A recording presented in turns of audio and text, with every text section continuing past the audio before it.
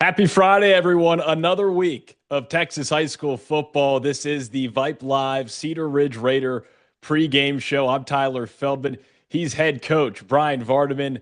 The Raiders losing last week to Round Rock. It was a tough one, coach, but I feel like maybe your team learned a lot in that game.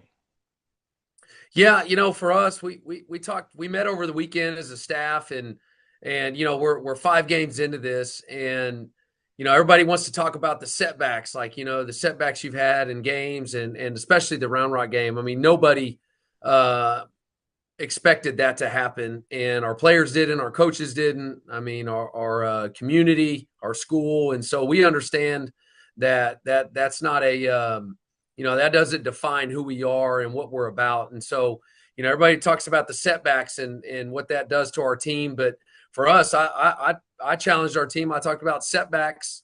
They set us up for comebacks.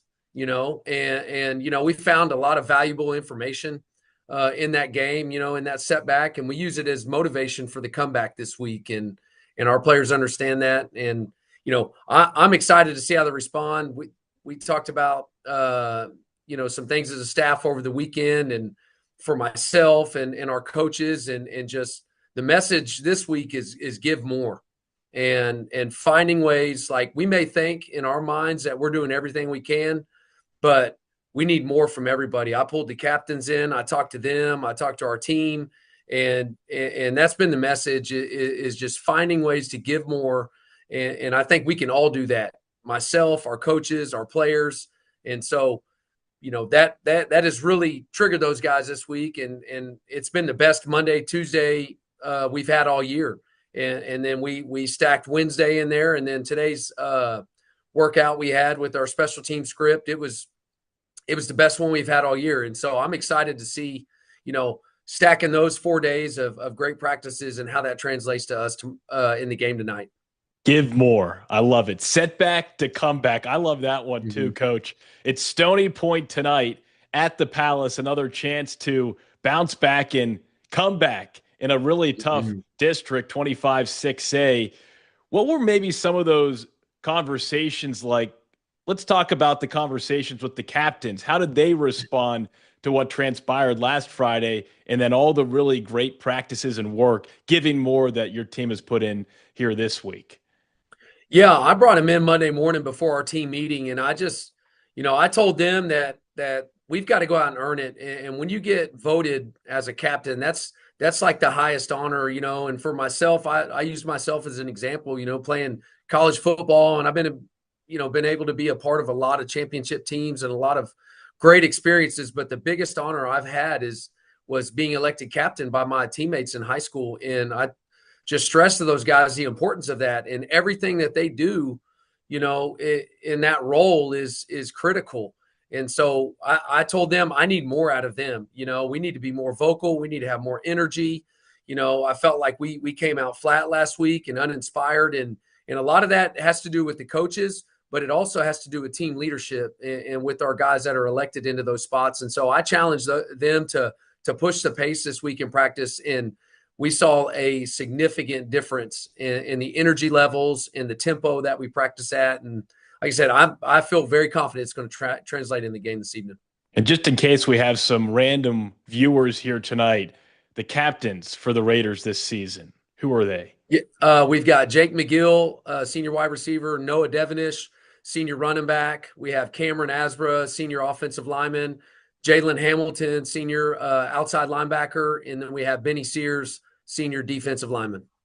So, how did they take that message? And then, as a coach, and you were a captain when you were in high school, being able to deliver that message to the rest of the team, how much pride do you think your kids take in doing that? And how much pride do you take in being able to have players that you can relay that message to really build the camaraderie of the team as a whole, especially after a tough loss last week?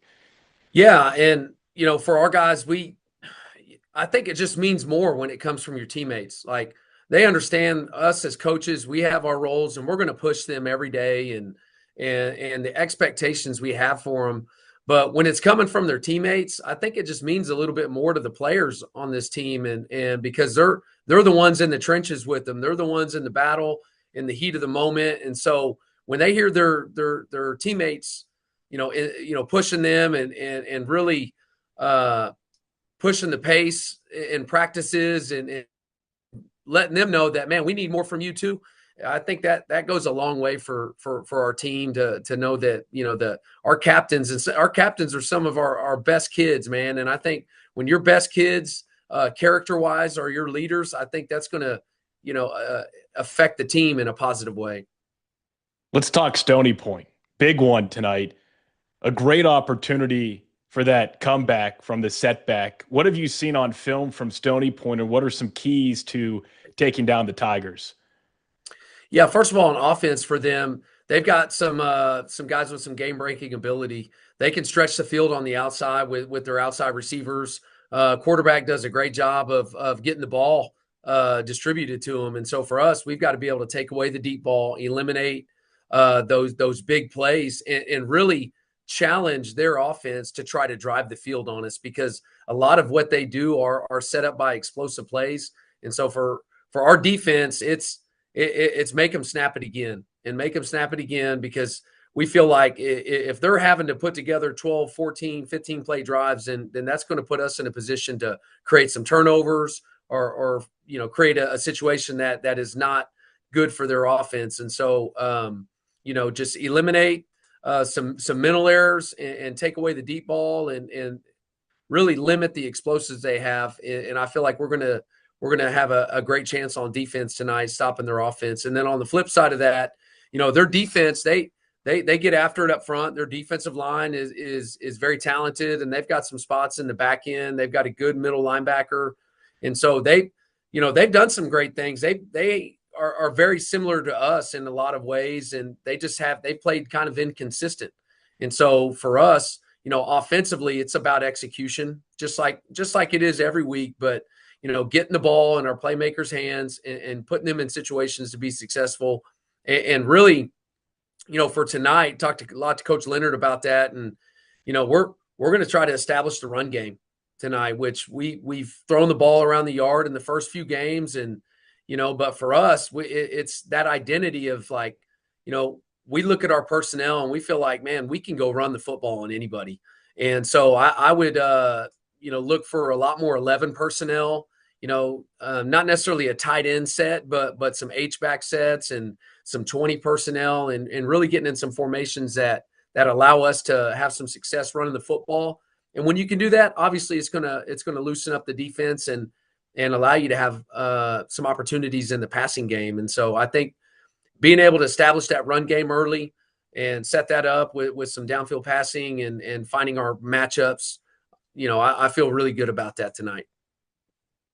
No wonder you've got three incredible running backs on this team in Devonish, Hall, and Patterson. How excited are they at the opportunity here tonight against Stony Point to establish that run and break open that Stony Point defense?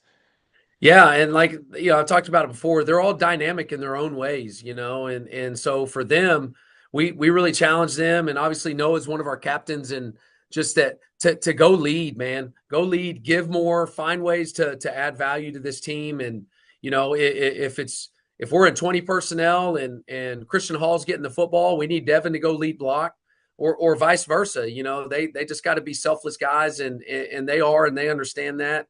And, and take advantage of their opportunities when they get those touches. And so I'm excited about them. And no doubt we're going to do some, put ourselves in a situation to do some great things on offense tonight. Coach, anything else you want to touch on here during this Vype Live pregame show before kickoff coming up right after this? Yeah, no, just excited about our guys. And we always talk about playing complementary football and just being consistent tonight. Talk to our guys all the time about, talent is only going to take you so far, and we've got to have some other attributes and things that we hang our hat on. And tonight, our work ethic and our discipline and teamwork is what I want to see us doing tonight, and having lots of enthusiasm, a lot of energy from the start, and really find ways to go out there and be self-starters. Don't wait for someone else to make a play.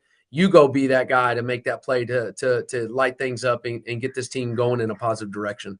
He's head coach Brian Vardaman. I'm Tyler Feldman. The Raiders, expect them to give a lot more here tonight. It's Stony Point, it's Cedar Ridge, and it's coming up next right here on Vype Live.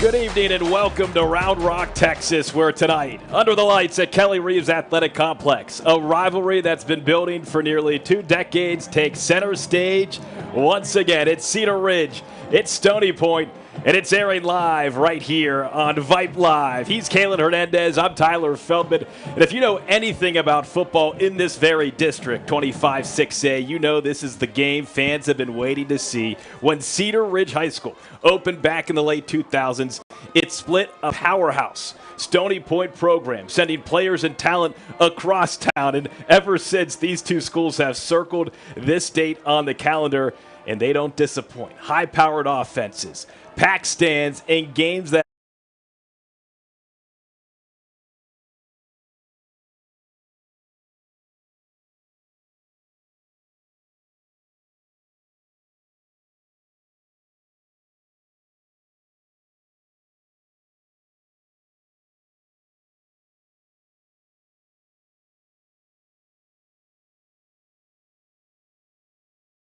last 13 meetings, 11 wins for Cedar Ridge, just 2 wins for Stony Point.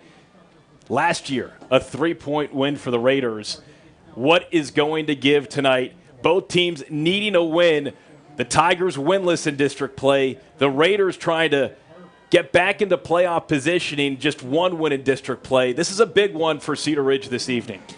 You're absolutely right, Tyler. We have a huge district matchup tonight between the Tigers and the Raiders, and Tigers, they're coming off a 3-game skid. They're going to want to get right back on track. And the Raiders, after last week, most things didn't go their way. So we have a fun win here tonight.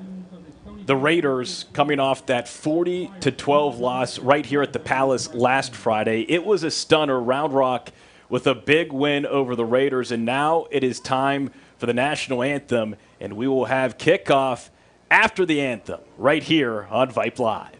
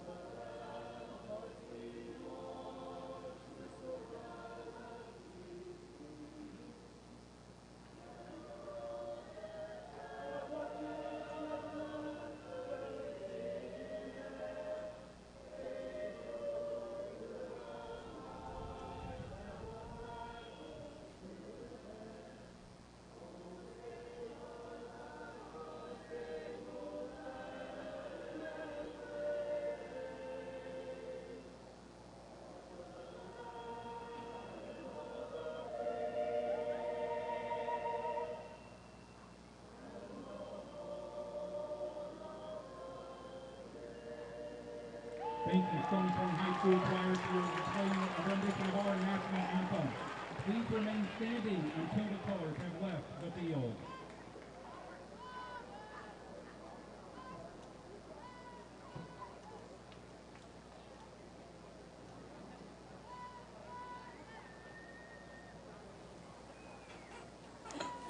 All right, back here at the Palace, another Friday night here in Central Texas, Week 6 of the Texas high school football season.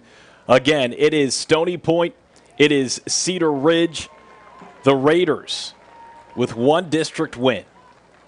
the Tigers, no district wins. And talking with head coach Brian Vardaman earlier this week, after that 40-12 beatdown to the Dragons right here at the Palace, he said two things: a setback for the comeback, and give more. He wanted his players to give more this week at practice, and he met individually with the captains on this Raiders team, and he said it was their job to deliver the message that everyone, coaches included, need to give more.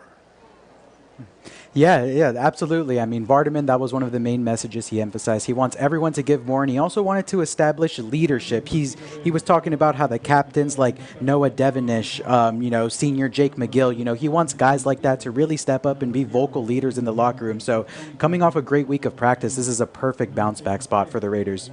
And it couldn't come at a better time against a winless Stony Point team, but the trap here is, Kalen, you can't lose to Stony Point. This is a must-win situation. If you look at the standings here in District 25 6A, right now Cedar Ridge 2-3 overall, 1-2 in district play. They're sitting in 6th place. In last place, in that 9 spot, is Stony Point, 2-3 record as well, but they're winless. So it's one game differential there from 6th place to last place. And then you look atop the standings, Hutto at the top, Vandegrift is there, and hey, Cedar Ridge has Vandegrift next week. So these are the games you have to win if you want any chance at pushing yourself into playoff position. Exactly, yeah, and that's what Texas high school football is all about. No one really separates, talent. The talent is large, there's not really gaps in between these teams. So every district game matters, and, both these teams desperately need this to keep their playoff hopes alive. Looking at the 25 6A standings, Hutto at the top, have yet to lose in district play. Again, it was here a couple weeks ago, back in week 3, Hutto Hippos taking down the Cedar Ridge Raiders. That was at Dragon Stadium, 63-49. That was a back-and-forth barn burner. But again, after Hutto, you have Vandegrift, undefeated in district play. Vista Ridge, Round Rock, McNeil. So Cedar Ridge is still vying for position. They saw it, but again, they've got to beat Stony Point tonight, Caitlin. Yeah, as I mentioned, this is an absolute must-win, to keep the playoff hopes alive. For a matchup like today, you're going to want to keep an eye on the offensive line and Dylan Snoga. Last week, it just seems like they couldn't get anything going, and, this week it's the perfect time to bounce back. So with the Raiders, looks like getting the ball first, they'll have a chance to establish themselves early in the game. It'll be Stony Point kicking off to start things off here at the Palace. You're getting deeper into the fall when the sunset is before kickoff. Here right around 7 o'clock local time, wherever you may be joining us. We appreciate you being with us here tonight from Kelly Reeves Athletic Complex. Right here on Vype Live, Tyler Feldman, Kalen Hernandez. Week 6 of the Texas high school football season about to get underway as the Tigers in the blue tops, white bottoms, white helmet, get set to kick off to Cedar Ridge rocking the white tops, black helmet. Ball received around the 25. And it's a big return. Oh my! Deep into Tigers territory. How about Trent Bell ringing the bell early, giving Cedar Ridge phenomenal field position to start this ball game. Yeah, and, Trent Bell, Coach Vardaman likes to call him the Travis Hunter of the team. He can do a little bit of everything and already making his name present to the Stony Point Tigers early in this matchup. All right, so this is a Cedar Ridge offense that was held in check last week against Round Rock. Certainly a shocker. Let's see how Matt Leonard and his Raiders offense fares tonight. It'll be 1st and 10 from the Tigers' 39. Snoga with Hall in motion. Now he's going back, left to right. Snoga throws it to Hall. And Hall with a lot of space and with a lot of speed down the far sideline and pushed out of bounds around the 15-yard line. What a great play to kick things off for this Raiders offense. Yeah, welcome to the game, Christian Hall. Christian is, the kind of athlete who keeps defensive coordinators up at night. He can score from anywhere on the field, and just right there, a quick swing route, and off he goes. It'll be 1st and 10 from the 15. So one play, and they're already in business. Handoff goes to Devenish, the leading rusher in this district, and he gets whipped around. No room to run by a handful of Tigers. They were there and spotted that early. And going back to Christian Hall, 12 catches now on the season, nearly 300 receiving yards. He came in with 2 receiving touchdowns, so it looks like they're going to try to get him rocking in the passing game a lot more tonight. 2nd and 9 from the 14, a gain of 1 on that first down run. Devenish now in motion. Empty set for Snoga, and he entirely throws it behind his man, Carter Copeland. It was a slant route, and it was about 5 yards behind Copeland. Yeah, just a I don't know if it was a miscommunication, wrong the wrong route, but clearly not on the same page there. But it's going to set up a 3rd and 9 already. I want to cash this in. 11-12 left in this first quarter. Opening drive for the Raiders. 3rd and 9. Devenish in motion. And there's a flag in the backfield. False start on the offense. That'll take him back 5 yards. So it'll be 3rd and long now for the Raiders. Again, rocking the white tops, black helmets, black bottoms. Cedar Ridge, the road team tonight. The Palace, the home field for multiple teams in the Round Rock area. The pride of the East Side. A 3rd and long on their first drive of this ball game.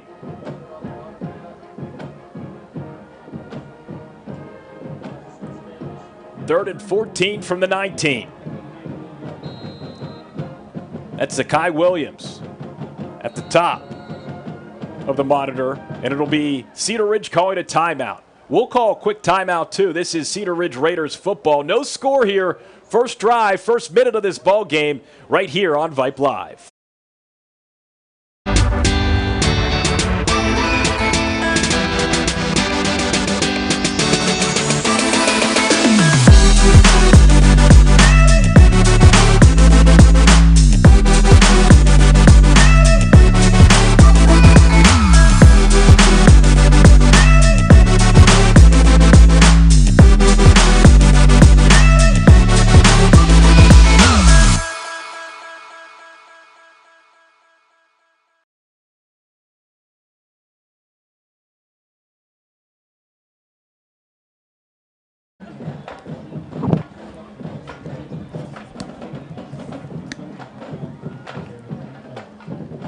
.49 seconds into this ball game. Cedar Ridge, thanks to a Trent Bell return, in great field position to kick things off here from the Palace. It's 3rd and 14 from the 19 for the Raiders. Patterson in motion.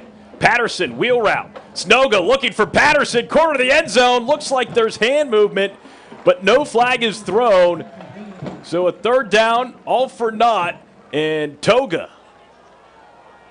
Togis, will be coming out to kick the field goal. Togis has been terrific early in this season for Cedar Ridge, Kalen.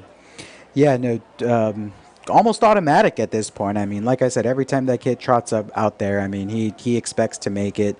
4 for 6 on the season, perfect on extra points. And here he goes to make his 5th field goal of the season. This a 36-yarder. Cooper Togis. The snap, the hold, the kick. All are good. And Cooper Togis does it again. And Cedar Ridge has an early 3-0 lead. So great field position thanks to Trent Bell on the opening kickoff. Sets up a Cooper Togis 36-yarder. And with 11 minutes to go in this opening quarter, it's Cedar Ridge 3, it's Stony Point nothing. We'll take a quick break and be right back here on Vype Live.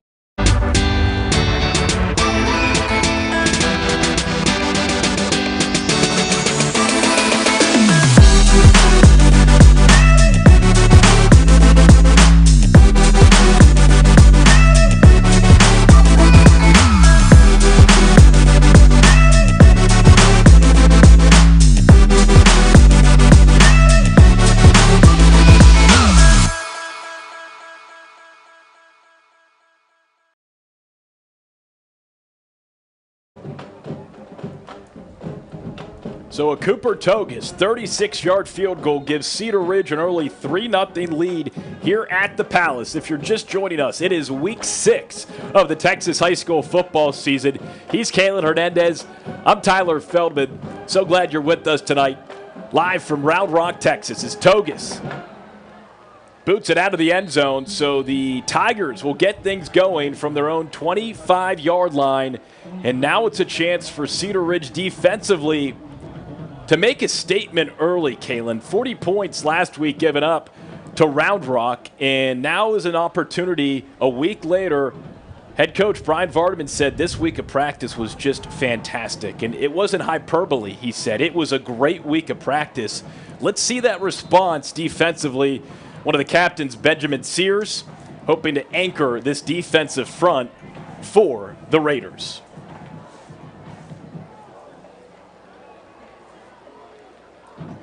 First and 10 from the 25, and that ball is batted down. Alex Nelson reading it perfectly. Mason Troyer, the senior quarterback, no chance. And it looks like Stony Point has a two-headed monster at quarterback. Maybe we'll see a little Kinnick Calbus. Maybe we'll see some Mason Troyer. It's Troyer to start. He's got trips right. A second down and 10 from the 25. Troyer looking deep and wide open is Tristan Rhymes, and no Rhymes going right to left, crossing over the middle of the field. Stiff arm, does he have enough? No, gets dragged down at the 3-yard line.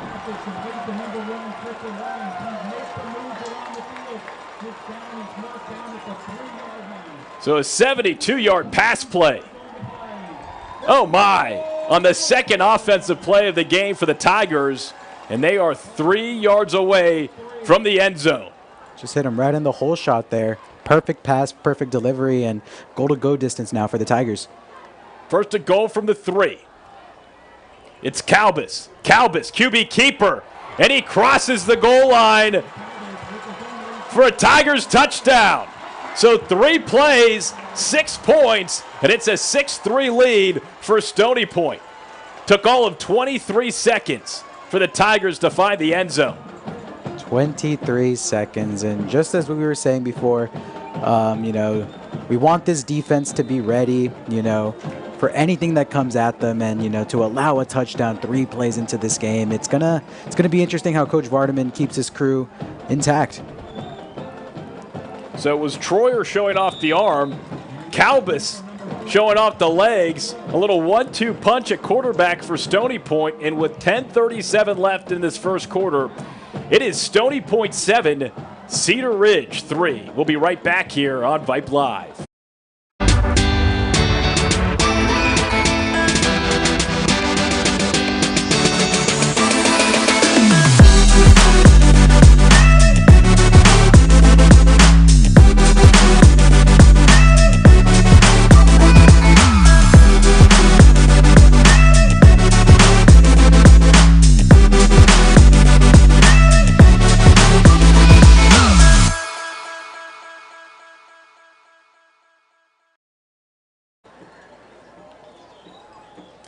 Back at the Palace, not even 2 minutes into this ball game, already 10 points up on the scoreboard.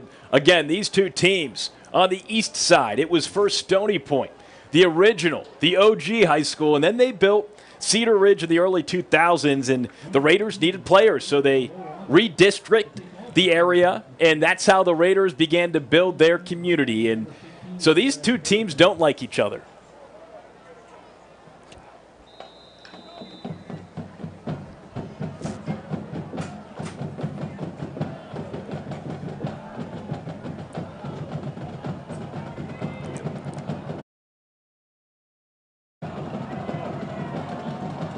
Here we go, a 7-3 lead for the Tigers. They kick it off. Therese Harrison fields it from his own 6-yard line. Up the gut and gets pummeled around the 25. Big hit by the Tigers.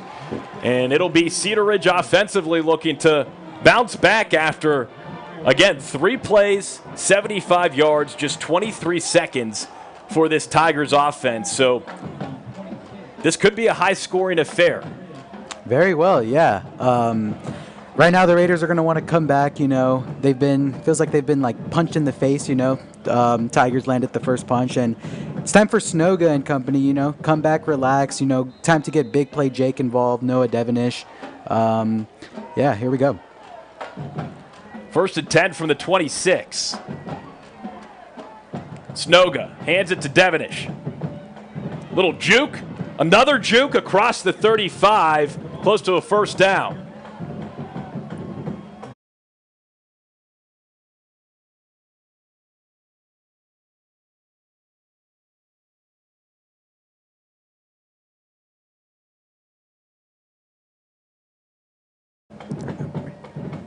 First and 10, they give him the first down from the 36. This time it's Patterson, and Patterson works his way up the middle for 5 or 6 yards. So the running game early, this is a Cedar Ridge team averaging 235 rushing yards a game.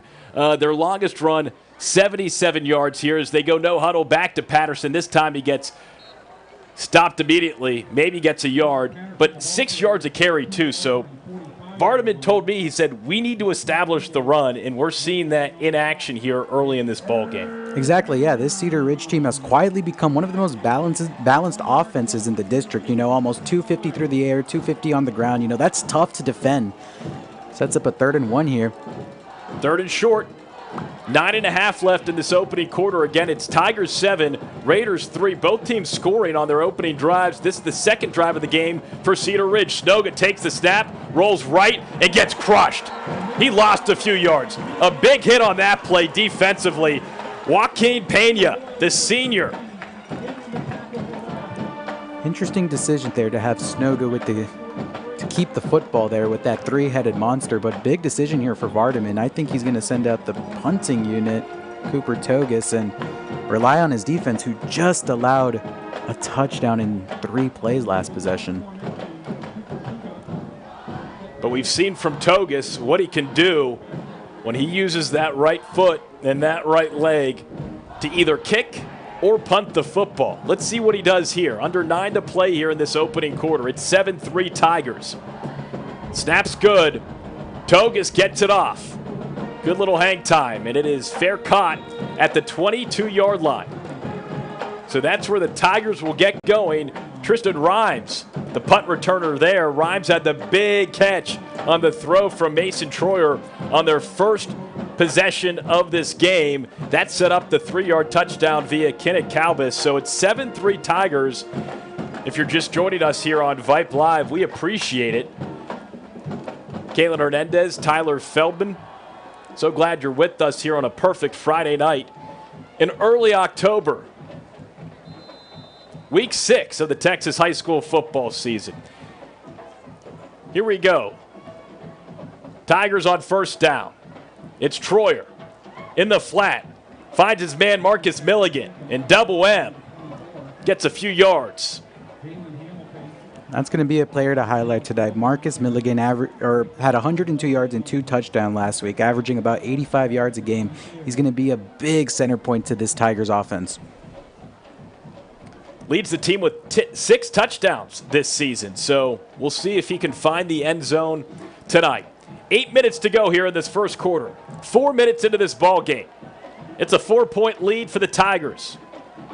Trips right here on 2nd and 10.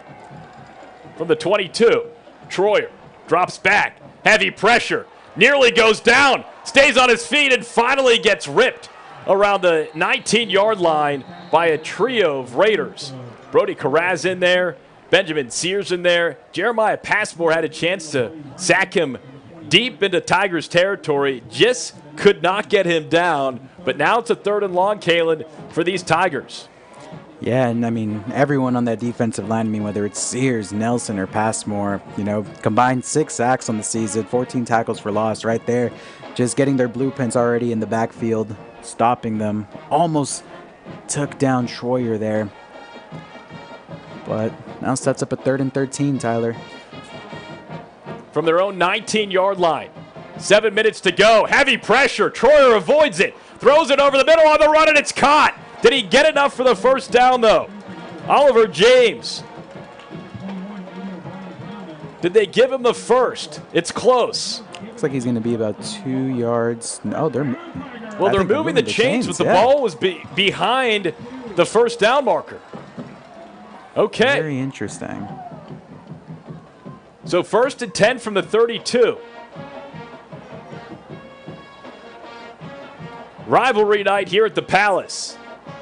6:40 left in this opening quarter.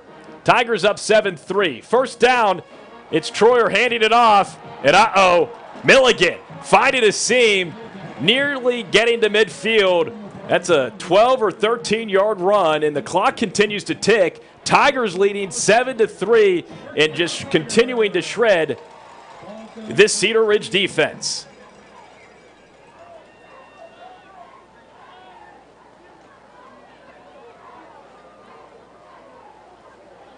First and 10 from the 46.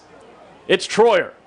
Back to Milligan, and Milligan wrestled down by Brody Carraz.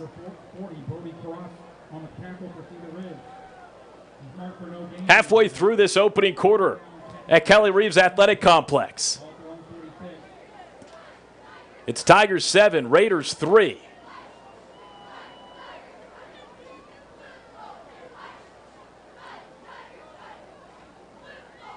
Second down and 10 from the 46. Here comes Mason Troyer and these Tigers. Heavy pressure, steps up. Now he tucks it and gets ripped away and down around the 50-yard line by Aiden O'Brien Brown. So that sets up a 3rd and 7 from the Tigers' own 49-yard line. 5:20 to go here in the first quarter. Just another great play from the junior, Aiden O'Brien Brown.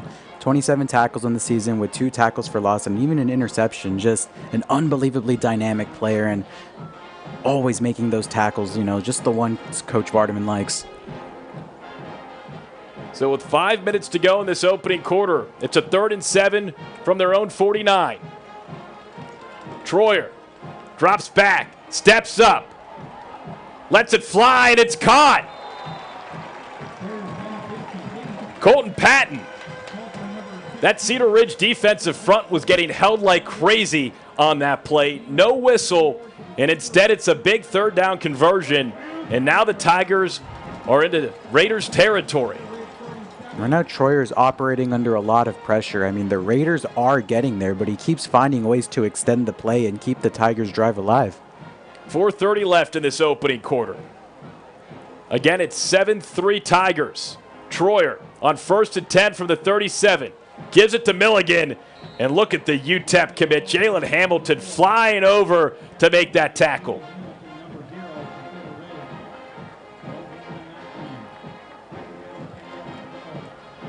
Maybe gets a yard, maybe 2. Maybe no yards. 2nd and 10 from the 37. 8 minutes into this ball game.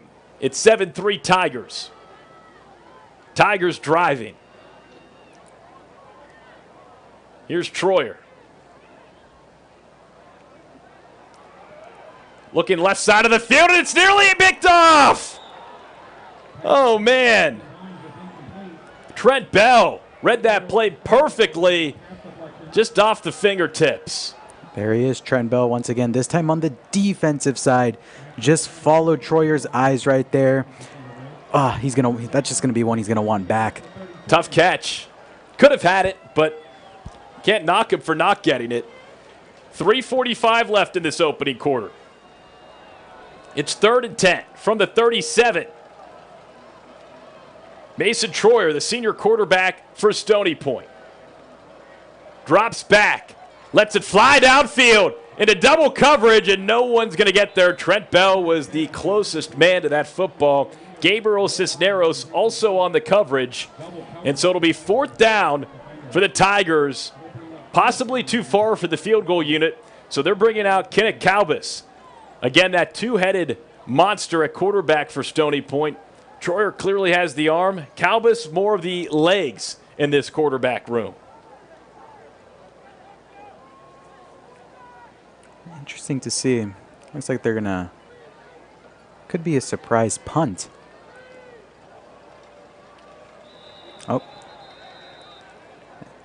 There's a false start of the offense. Yeah, it was number 8, the slot receiver. Got a little antsy right there. That'll give them some more room if they do want to punt it. Stony Point offense backs it up 5 yards to the 42. It'll be 4th and 15 for Stony Point at the Cedar Ridge 42.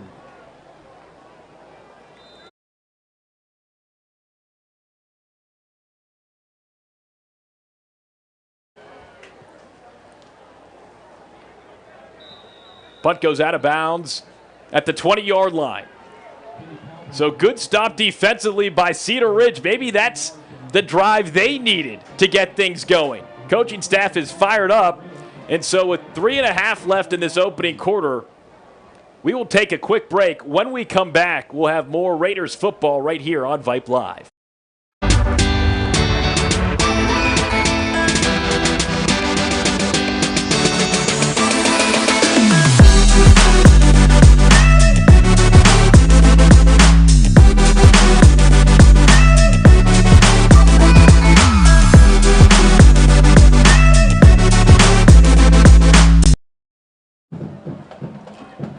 All right, back here at the Palace, a first down run for the Raiders. Gets maybe a yard. And that's it for Noah Devonish.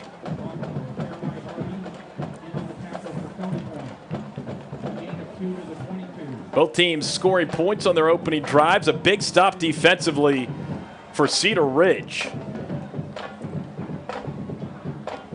3 minutes to go here in this first quarter. Raiders trailing 7-3. It's 2nd down and 8 from the 22.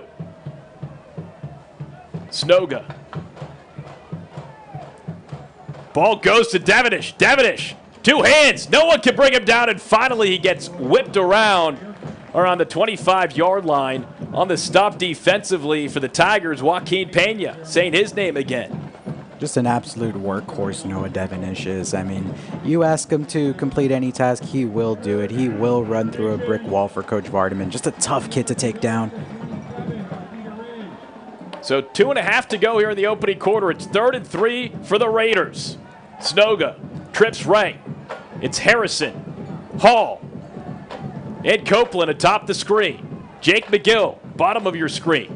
Snoga fakes the handoff. Slant over the middle. Copeland makes the grab across the 40 for a first down. Well executed 3rd down conversion for the Raiders, and the chains are moving. They're going quick, and that's Snoga's safety blanket, Carter Copeland. Welcome to the game. Way to move the chains right there and keep the Raiders going. 1st and 10 from the 43. Under 2 to play here in this opening quarter. Snoga leaves it for Hall. Hall with speed across the 45. Tackled just shy of the midfield line. Gets 4 yards on the play to the 47. Joaquin Mendez, among others, and on the tackle. Clock continues to tick. Hall gets 4 yards on that first down run.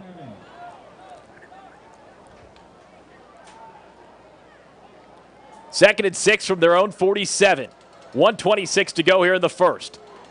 Play action. Snoga looking deep. Fires deep. Hall is wide open, and he nearly makes the diving grab just out of the reach of Christian Hall. He had him.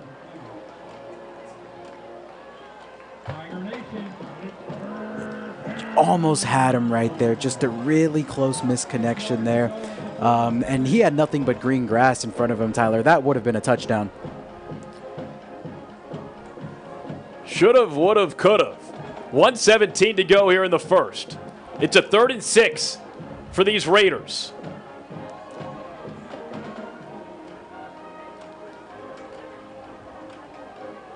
Let's see what Matt Leonard and this Raiders offense draws up here. Snoga, flanked by both running backs. Drops back, fires deep. Jake McGill's the man, and he overthrows McGill by a few yards.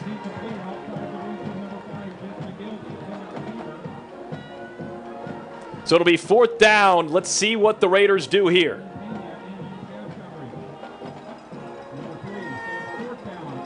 Punting unit is coming out. So it was once thought to be an eventual shootout, Kalen. Now we're playing field position. Yeah, things have definitely slowed down this quarter. But with Cooper Togus, hopefully can pin them back there deep.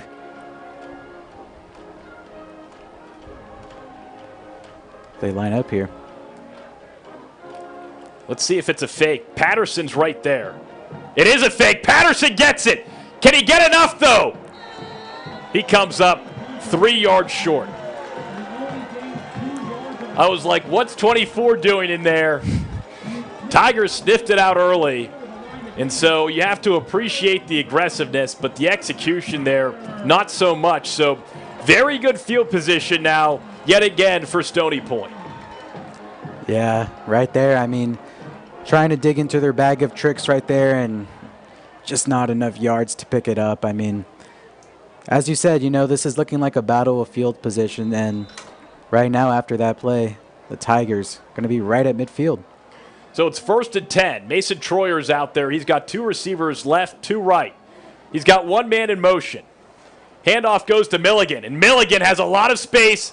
And Trent Bell says, I'll take away your space. What a play by Trent Bell. My goodness. And he's been all over the field today. I mean, he's flying like a saucer. Open field tackle like that, just so impressive. Yeah, unbelievable. Unbelievably hard to do. I mean, there's only so many ways you can go about bringing a guy down like that, and it just looked like he shot right out of a cannon. He's been everywhere tonight. Dragged him down by the left foot. 30 seconds to go here in the opening quarter. It's Tigers 7, Raiders 3, if you're just joining us. Mason Troyer completing 61% of his passes. Heavy pressure. And finally! He gets hit and dragged down behind the line. It was Brody Carraz who finally got to him. Powers Wallace was there early, but was running so quickly through the middle that he just overran Troyer and wasn't able to bring him down initially. Yeah, Carraz and company have been generating pressure all night, and right there they finally get home.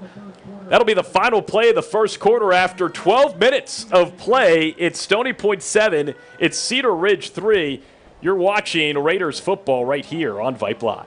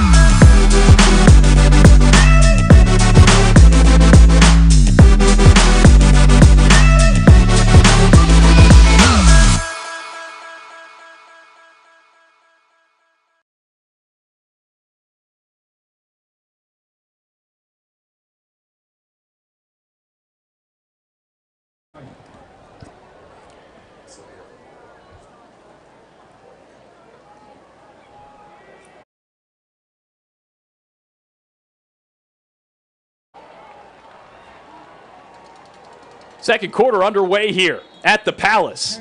And that's a big third down play. Let's see if the chains are moving. Did he get enough? They are.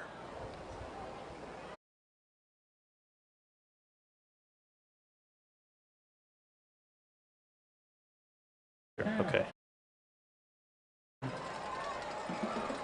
10 seconds into the second quarter. It's Tigers 7, Raiders 3. It's 1st and 10 from the 35. Here we go. Raiders are going to need another big stop defensively. Handoff goes to Milligan. Wheeling left. Big hole, and he's hit hard around the 25-yard line. Trent Bell has been all over the field tonight. Again, he started really on the offensive side of the ball, but he's one of the younger guys on the team.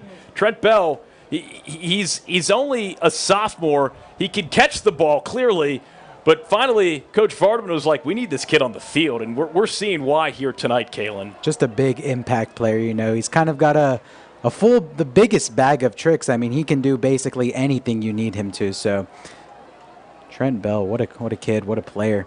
2nd and 1 from the 26. Milligan again. pinballing up the middle for a first down. Chains are moving again. So Milligan and Devonish, the running backs in this game, talented, and we're seeing that on both sides of the ball. Absolutely, and on the other side of the ball, I mean, both defenses are aggressive and fast, you know. This game might just come down to which quarterback avoids the big mistake. Enoch Donnell, rocking 25, another one of the running backs here for the Tigers tonight, in for Marcus Milligan. So Milligan, the junior running back, getting some rest here on this drive. It's 1st and 10 from the 21. Handoff goes to Donnell, and Donnell gets pummeled. Watch out. Jalen Hamilton, the future Miner, digging up a big tackle there. 3-yard gain, 18 yards to go for the Tigers. 2 minutes into this second quarter, it's still to Stony Point 7, Cedar Ridge 3. Again, both teams scoring points on their opening drives of this football game here, week 6 of the Texas high school football season.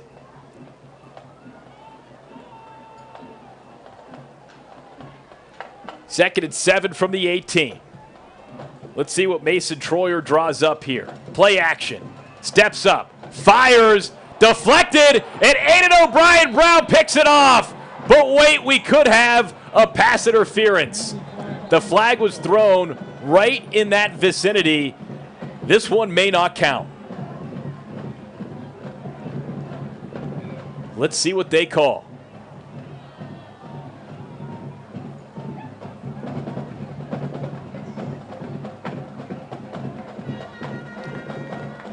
It is on the defense. And so, really nice diving interception off the deflection by Aiden O'Brien Brown. Unfortunately, it doesn't count, and the Tigers still have the ball offensively. Would have just been the play the defense needed to really turn the tide and momentum here, but it's penalties like that that have really, you know, kind of affected the Raiders all season, you know, just keeping the other team's drive alive and giving them more opportunities. All right, 1st and goal from the 8. Here's Troyer. Fumbled snap. Troyer hands onto it and just has to throw it away.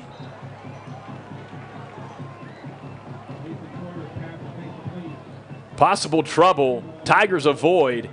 Cedar Ridge would have loved to have taken advantage of that mistake there. Yeah, that would have been a huge opportunity to capitalize on. I mean, back-to-back plays, not the greatest for the Tigers, but right now the Raiders just need a huge stop. To go down 14-3 in a big district matchup like this, something you'd obviously want to avoid as the Tigers line up here. So it's 2nd and goal from the 8 now. Troyer with Donnell on his left hip. Troyer looking into the end zone. There's a flag on the play, gets rid of it, and it is caught at the 1-yard line. Tristan Rhymes. Did they say he caught it, or was it incomplete? Let's see what the flag is.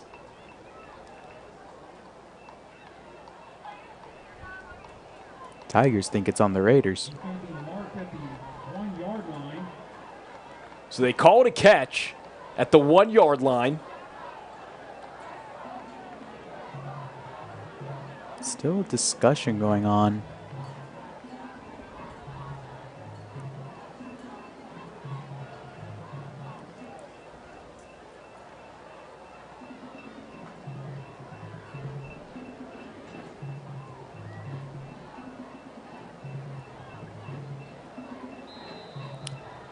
Looks like they're just going to mark it at the 1. Not sure what that was about, Tyler. So it's 3rd and 1. That's what we do know. 9:09 left in this first half. Kenneth Calbus back in at quarterback. Calbus keeps it. Calbus trucks into the end zone for another short touchdown run for the Stony Point Tigers.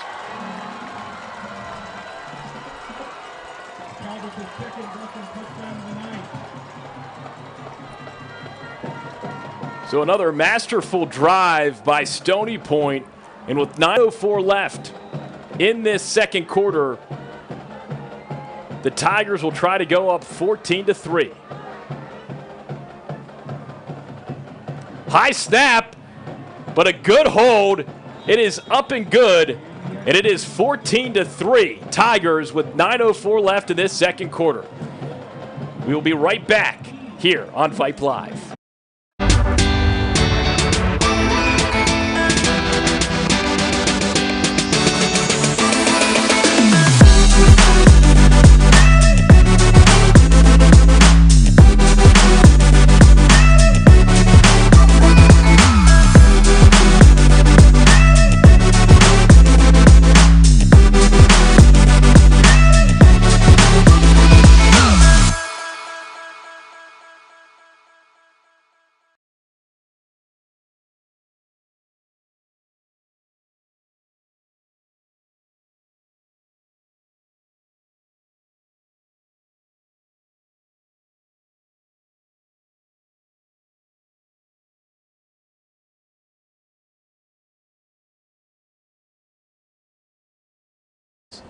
Believe in you. All right, back here at the Palace, and right now, if you're Raiders Nation, you need a little life. You need some fight here, trailing a winless Stony Point team, at least in district play, 14-3, with 9 minutes to go here in the opening half. Kalen, what needs to change? Well, right now, as we mentioned, I mean, the Tigers are just capitalizing on the Raiders' mistakes. I mean, last possession, I mean, you start them at the 50 and, you know, they close the drive with a touchdown. So, you know, it's little things like that, you know, that other teams just capitalize on, and it just extends the lead over time. So, you know, with the offense coming back onto the field, this feels like a must-score drive here. You don't want to let this game slip away early. Tigers kick things off, and it's a short one. Around the 15. It's Therese Harrison across the 35, so some pretty good field position for the Raiders as they get set to get going here with 8:57 to go in this second quarter.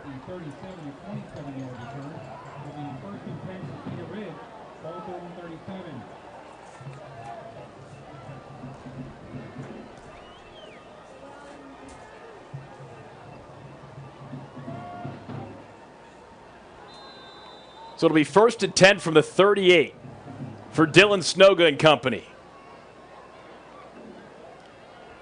Play action over the middle. Harrison wide open. Harrison across the 30, across the 20, 10, and he gets dragged down at the 8-yard line.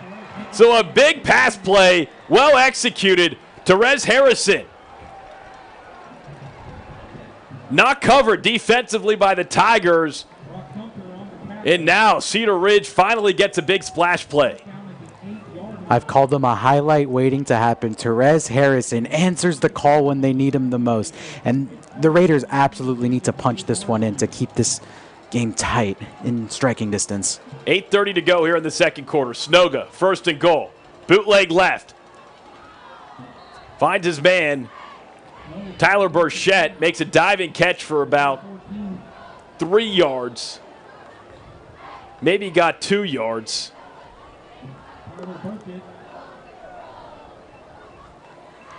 We know this Raider offense can heat up in a hurry once Snoga finds his rhythm.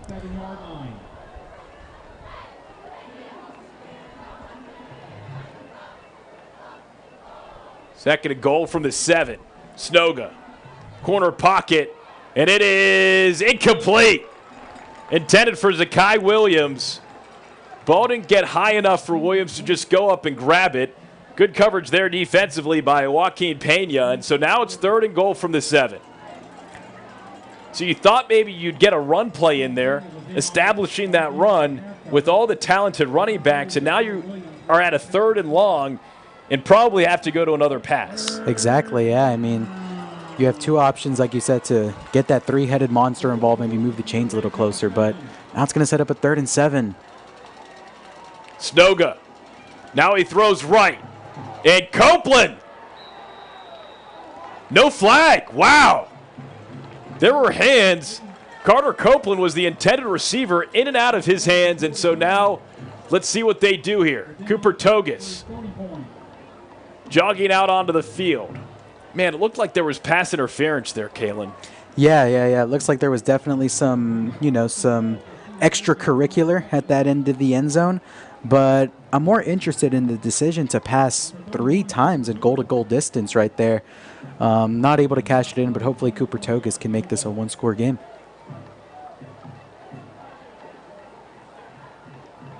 Togus, 24-yarder, up, good, and Togus continues to be terrific for the Cedar Ridge Raiders. And with 8:12 to go here in the opening half, it is now Stony Point 14, Cedar Ridge 6. You're watching Raiders football right here on Vype Live.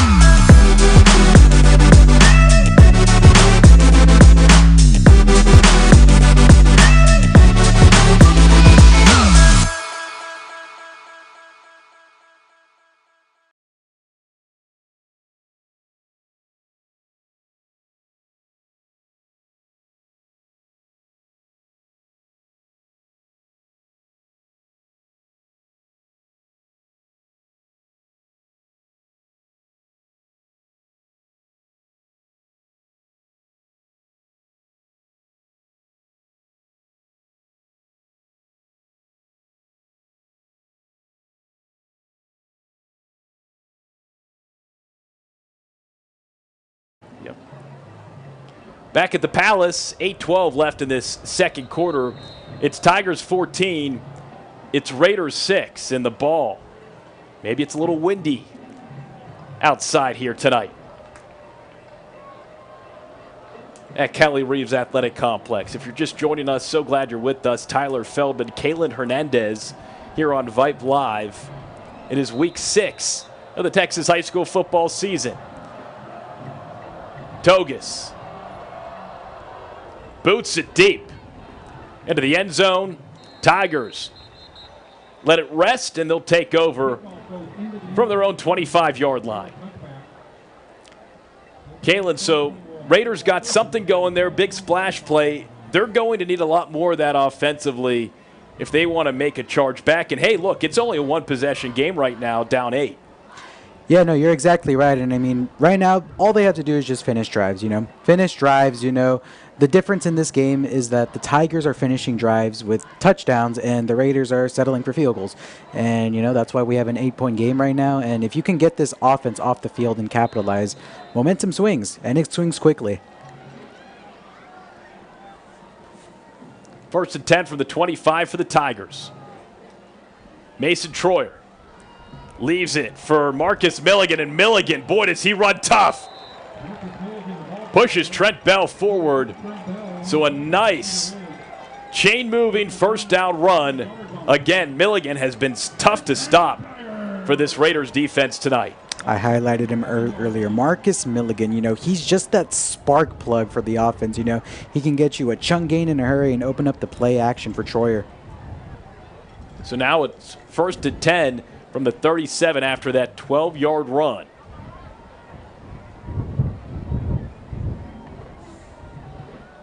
Eight minutes to go in this first half. Troyer to Milligan. Milligan cuts out, cuts in, finds a seam, gets a block across midfield. A nice run. Closing in around the 41-yard line in Raiders territory. So again, Milligan continues to run well, a 32-yard run. So back-to-back 10-plus yard rushes on first down has the chains moving again.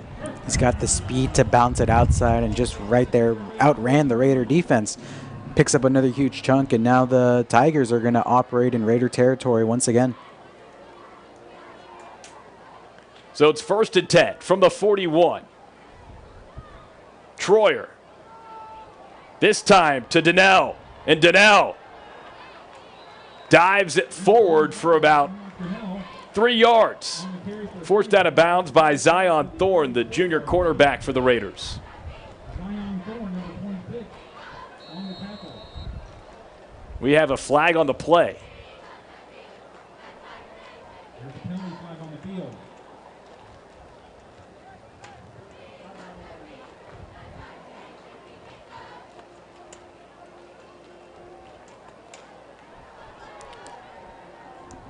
Sideline warning given to Stony Point.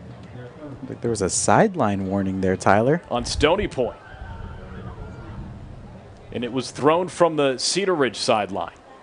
Make that against Cedar Ridge. So it's 2nd down and 5 from the 36.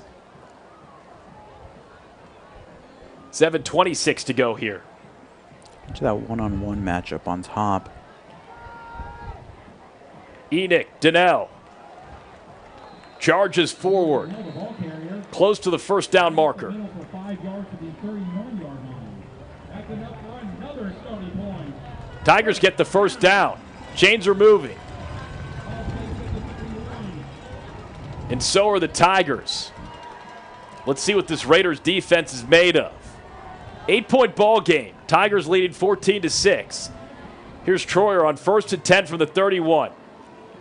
Back to Donnell, and Donnell gets tripped up there. Jalen Hamilton, again, the future UTEP minor, wrapping things up below the kneecaps. And he's a future minor for a reason. He's got 30 tackles, 7 tackles for loss on the season. And, you know, right there, I mean, running back just had nowhere to go. All the running lanes were closed and only able to pick up a yard there. 2nd and 9 from the 30. 6:30 left in this second quarter.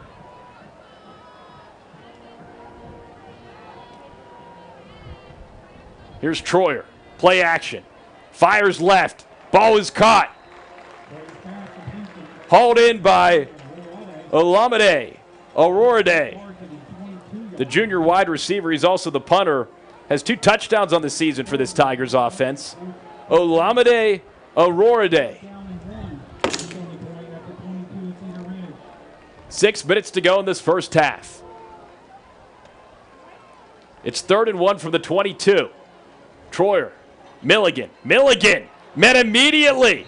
Look at the Raiders, all there. Alex Nelson, the first to touch him. Big time stop for this Raiders defense. Now we see that run defense starting to tighten up. You know, they're trying to attack him, run right through the teeth of that defense, and the Raiders are saying, no, no, no, you may not come in, and absolutely shut him down there.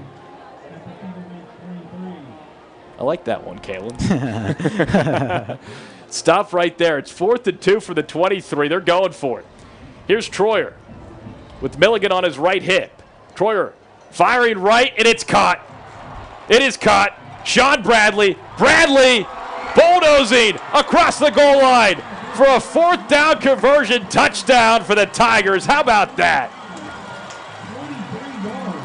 Just a yak play right there. I mean, wide open, was able to make that connection. Thought it almost could have been a pick 6 there, and he just did the rest. Sean Bradley, rocket number 2, 23-yard pass play, and the Tigers extend their lead, looking to make it 21-6. Tyler White out for the extra point. Kick is up. Kick is good, and with 5:11 left in this first half, it is Stony Point 21, Cedar Ridge 6. You're watching Raiders football right here on Vype Live.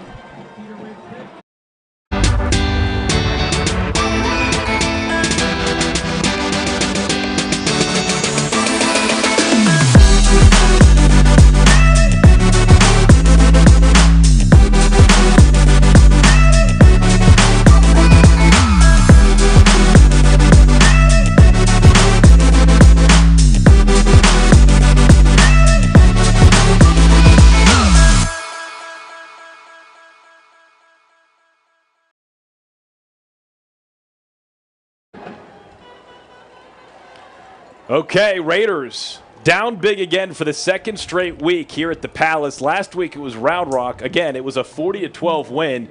And Kayla, we've seen this team play really good football, and it's not like they're playing badly tonight, but it's just the other team's just playing a lot better. I mean, you look at common opponents, both of these teams here, Cedar Ridge and Stony Point, beat Buda Johnson this season.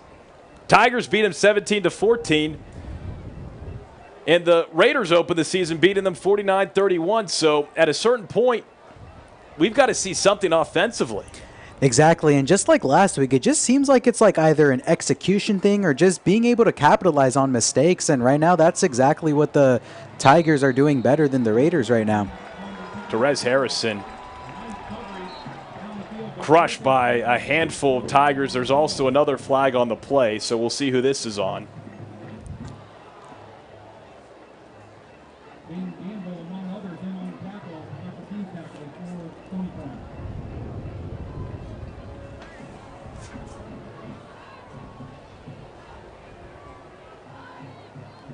As we wait to see what the call is on the field.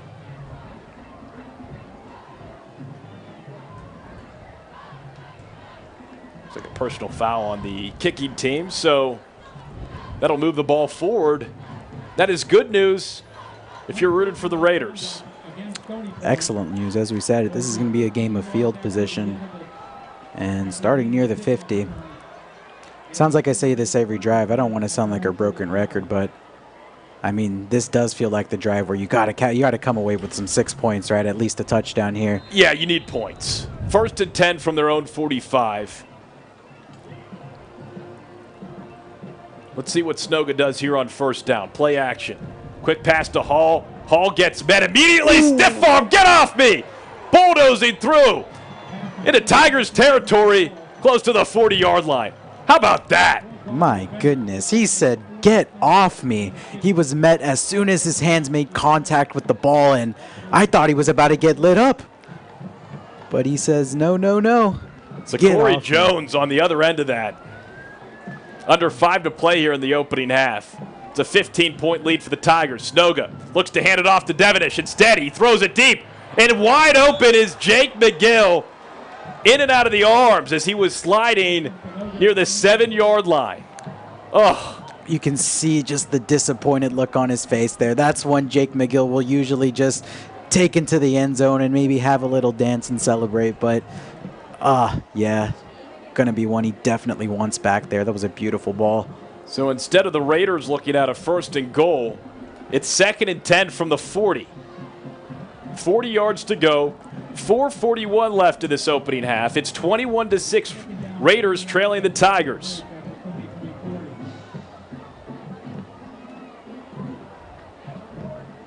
Snoga taking signals from the sideline. We may have a timeout here. Yes, we do. Raiders call timeout. We'll call timeout too. You're watching Cedar Ridge football right here on Vype Live.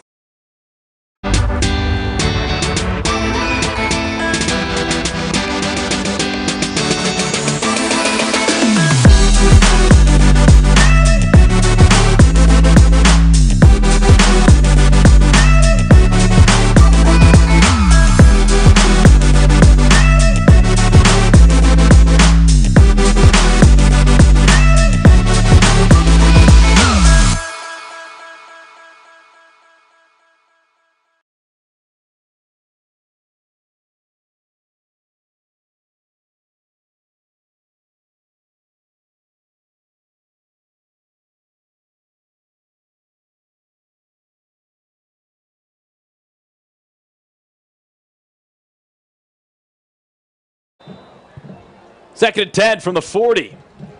Hall in motion, right to left. Snoga hits Hall. Hall across the 40. There's a flag on the play. Across the 30 and close to the 25. Maybe a late hit on Snoga there, Kalen? I think so. Snoga was talking to the ref right there, and I think he's going to get his wish granted. We have an injured player on the field as well. Maybe a cramp situation. We're going to take a quick timeout again. We'll be right back here on trailing the Tigers 21-6.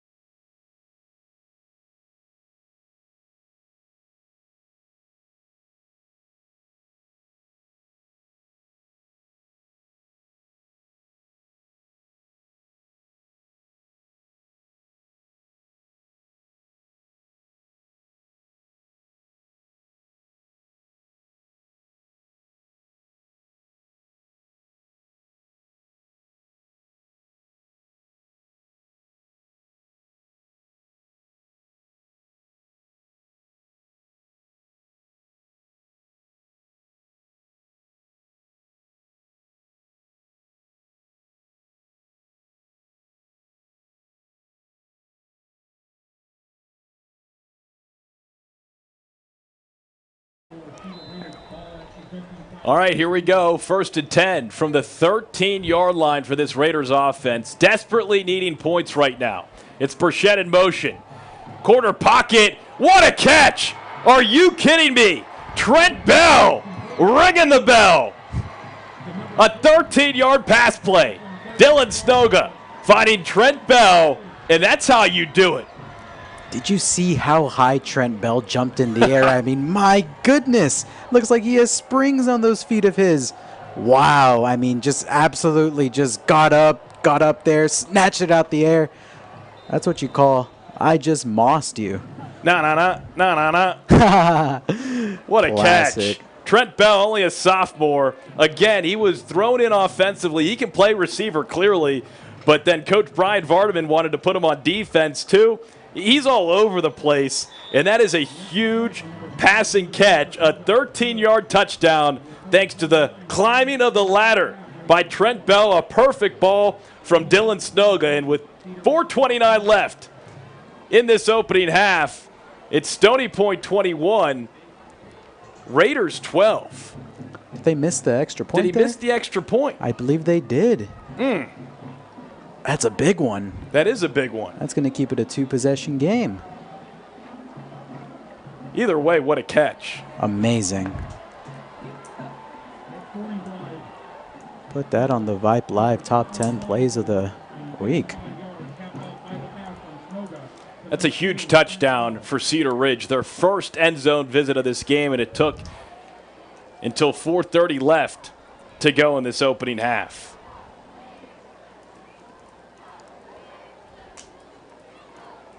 I mean, what can't Trent Bell do?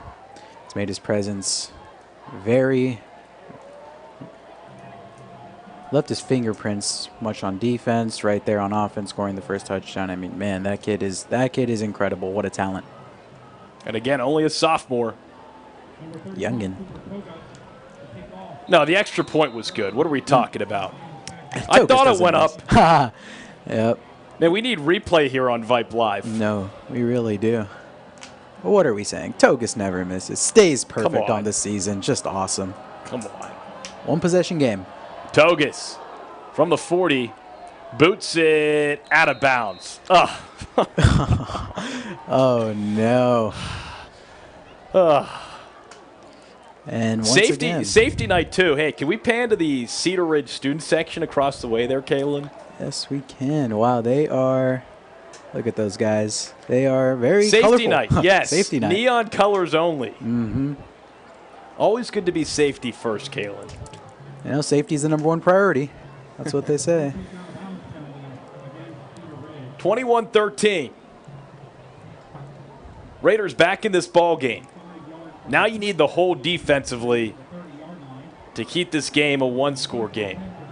Exactly. This is where, you know, the leaders got to step up. You know, leaders got to be vocal. You know, whether you're on the field right now or on those sidelines, you know. As Coach Vardaman said, it's different when it comes from your teammates. You know, when, you know, your teammates are on you, wanting you to be on your A game rather than your coach. It's different. It's a different kind of connection, and it's a connection that these kids usually take more seriously. And yeah, right here they're going to want to get a big stop. It'd be really huge if they can get this ball back with a chance to get some more points before half. 1st and 10 from the 30. For Mason Troyer and this Tigers offense. The coaches on the Tigers sidelines discussing with the official. Head coach Craig Cheshire, offensive coordinator Tom Lewinsky. They've had things clicking pretty efficiently offensively tonight. 4 receivers set, 1 in motion. The man in motion is Tristan Rhymes, and Rhymes, a wide receiver pass looking for Olamide Aurorade. And Aurorade roaring downfield makes the catch inside Raiders territory around the 30-yard line. How about that? A little trickeration, and it works. Worked to perfection, just like they drew it up, and just in one play already inside Raider territory. They're getting really familiar with this side of the field right now, Tyler. And that's one thing that head coach Brian Vardaman has told me consistently. We've got to stop giving up the splash plays offensively. Now it's Milligan finding his seam, stiff-arming one man, and trying to spin around until he gets dragged down around the 32-yard line. Powers Wallace, Jalen Hamilton all there. Trent Bell as well, Alex Nelson. These guys roaming the field trying to do their best to put this Tigers offense to rest. 3:50 to go here in this opening half. Tigers driving, 2nd and 8 from the 31 now. It's an 8-point ball game. Will it stay that way? Trips right for the Tigers. Milligan on the right hip of Troyer. Troyer, heavy pressure, avoids the sack again, and then he finally, gets taken down. Aiden O'Brien Brown hitting him high. No flag, thankfully, if you're a Raiders fan. Heavy pressure defensively there for the Raiders. Kalen, you have to love that effort. You have to absolutely love that effort. Yes, Coach Vardaman's definitely going to be happy after that one. As I've mentioned, they are pressuring the quarterback. They just need to, make sure the first person that gets their hands on him, brings him down and, creates these lost plays, these negative plays on the offense. But here's a big 3rd and 8 for the Tigers. 3:27 left on the clock. Troyer, pressure. Dumps it off, a little screen to Milligan, and Milligan gets met immediately by Josh Gentry and company. So don't think he got the first down. 3 yards short. So 4th and about 4 from the 27 now. What will the Tigers do? Looks like the offense is staying out on the field. So an opportunity. Remember, they've already converted 1 4th down, and that ended up with a touchdown for Stony Point. It's going to be a huge 4th down here. Crowd actively watches. 2:50 and counting left in this opening half.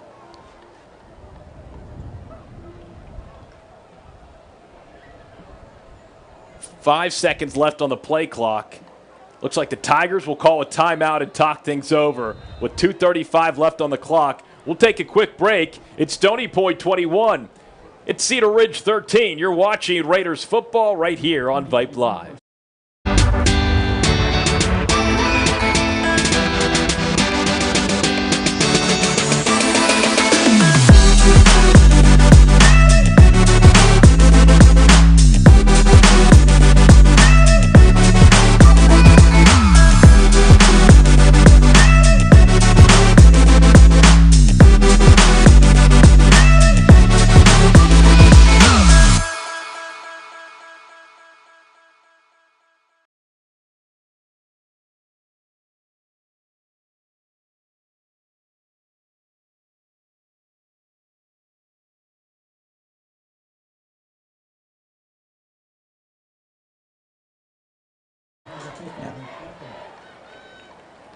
Back here at the Palace, it's a 4th down and 4 from the 27, and the Tigers are going for it. It's Mason Troyer at quarterback. Marcus Milligan on his left hip. Here's Troyer. Slant over the middle, has his man. It's Oliver James, and James jumps his way into the end zone. Another 4th down conversion touchdown for these Stony Point Tigers. And the flags are waving. The Tigers are loving it. Now up 14. Just a disaster defensively again. A major breakdown for these Raiders on another 4th down. It's just another backbreaker if you're the Raider defense. I mean, you had him on the ropes and just couldn't get him off the field. And, you got to give credit to the Tigers there. Gutsy call, perfect execution, and, they make Cedar Ridge pay. Extra point is up. Extra point is good. And with 2:27 to go, it is Stony Point 28. It is Cedar Ridge 13. We will come back with the rest of this opening half after this on Vype Live.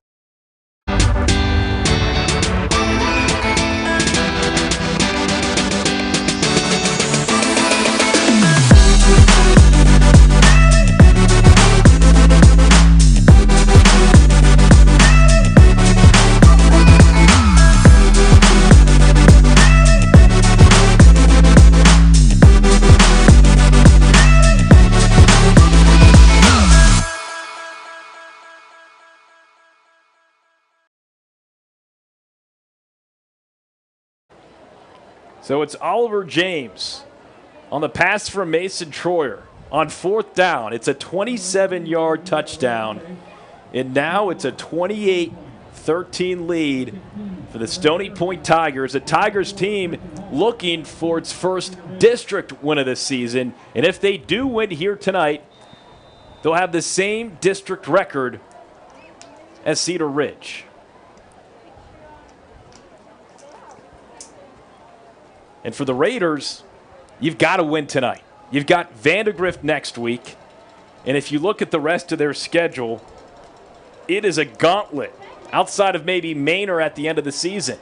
They still have Vista Ridge. They still have McNeil. These are all teams at the top of 25-6A.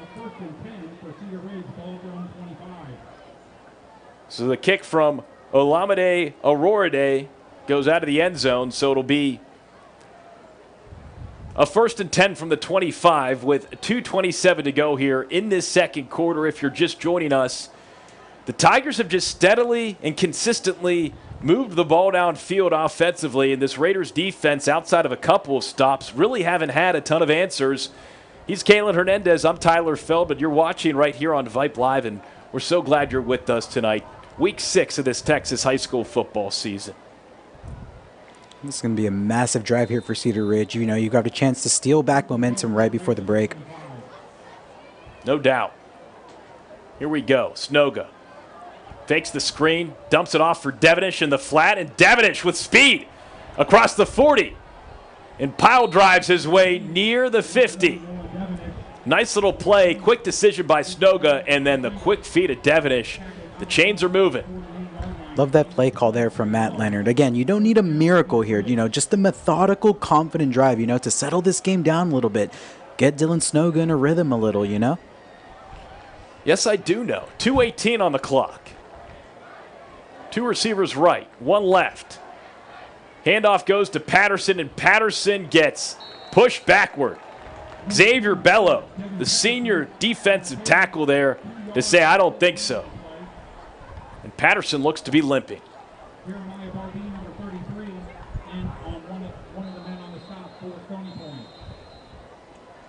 As the Tigers call timeout, we will call a timeout. It's actually the 2-minute timeout. The Tigers didn't whistle it. The game whistled it. We will be right back here on Vype Live.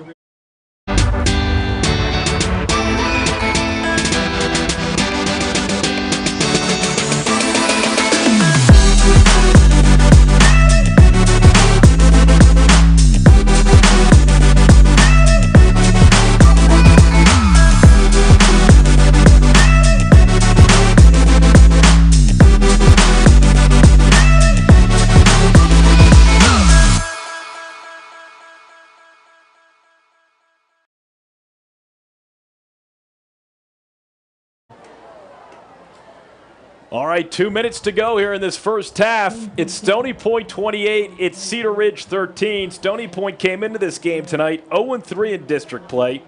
Cedar Ridge 1-2. And so these are two teams still jockeying. Still a small percentage chance at the playoffs. Handful of weeks left in this regular season.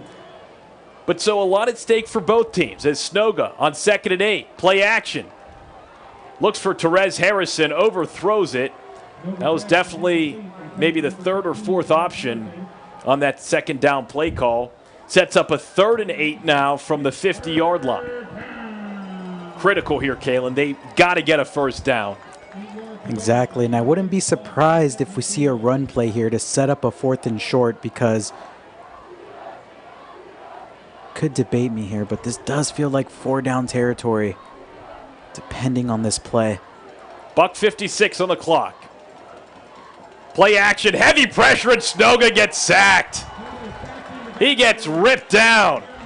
Jeremiah Barbie, the senior defensive end, hammers Snoga, and Togus comes out for the punt. Yeah, that's basically the one thing that just couldn't happen right there. You cannot take negative yards in such a big 3rd down. And I mentioned, this could be a 4-down situation, but taking a sack there, you almost have to send Cooper Togus out there.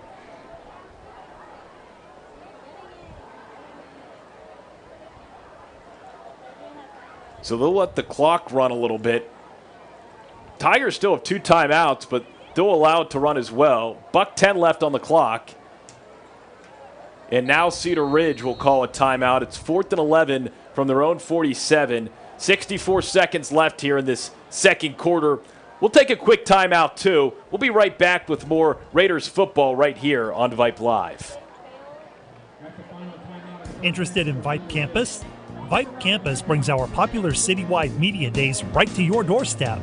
As a Vype Campus client, we will work with you to help you take advantage of our unique campus model to build a unique experience for your school. From media day photo shoots of all your athletes to game day coverage, broadcasts and live streams, video and digital content, hype videos, the Vype U program, same-day graphics, and of course your very own campus magazine, Vype Campus is truly whatever you want it to be. Email info@vypemedia.com to find out how to join Vype Campus today.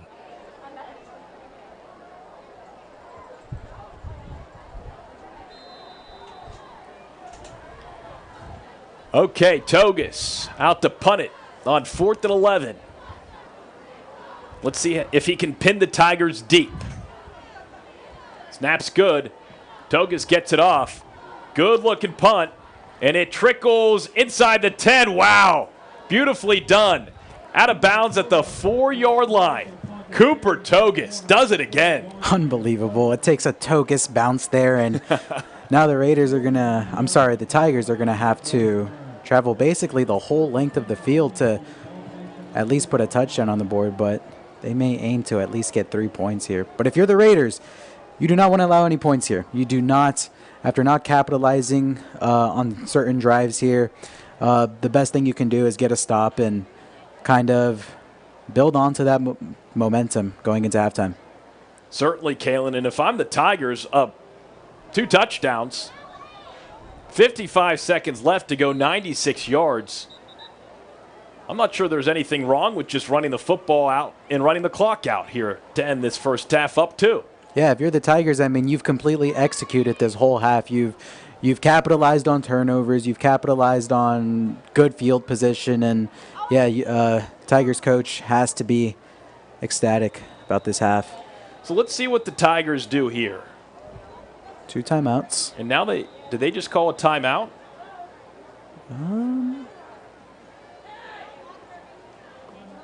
Looks like they just did call a timeout. Interesting. Okay. We're going to call a timeout, too. We'll be right back. 55 seconds left here in this opening half. Tigers leading by 2 touchdowns, 28-13. Timeout. All right. Remember, we're a team that plays together. Listen, the winning will take care of itself. We just have to get everyone involved. In interscholastic sports, we celebrate what makes every one of us unique. And in the pursuit of a common goal, everyone in the huddle, in the bleachers, and in the community comes together. This message presented by the UIL and the Texas High School Athletic Directors Association. All right, 55 seconds. The Tigers coming out of a timeout. Let's see if they just run the clock out to end this half. And it looks like that is what they'll do. They'll take a knee. That's what they'll do.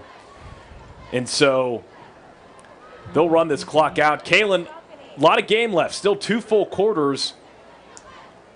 What needs to change for the Raiders to mount a comeback? Because they're not out of this yet. It's a 2-touchdown deficit right now going into halftime. Yeah, absolutely. They're totally not out of this. This is still anybody's game.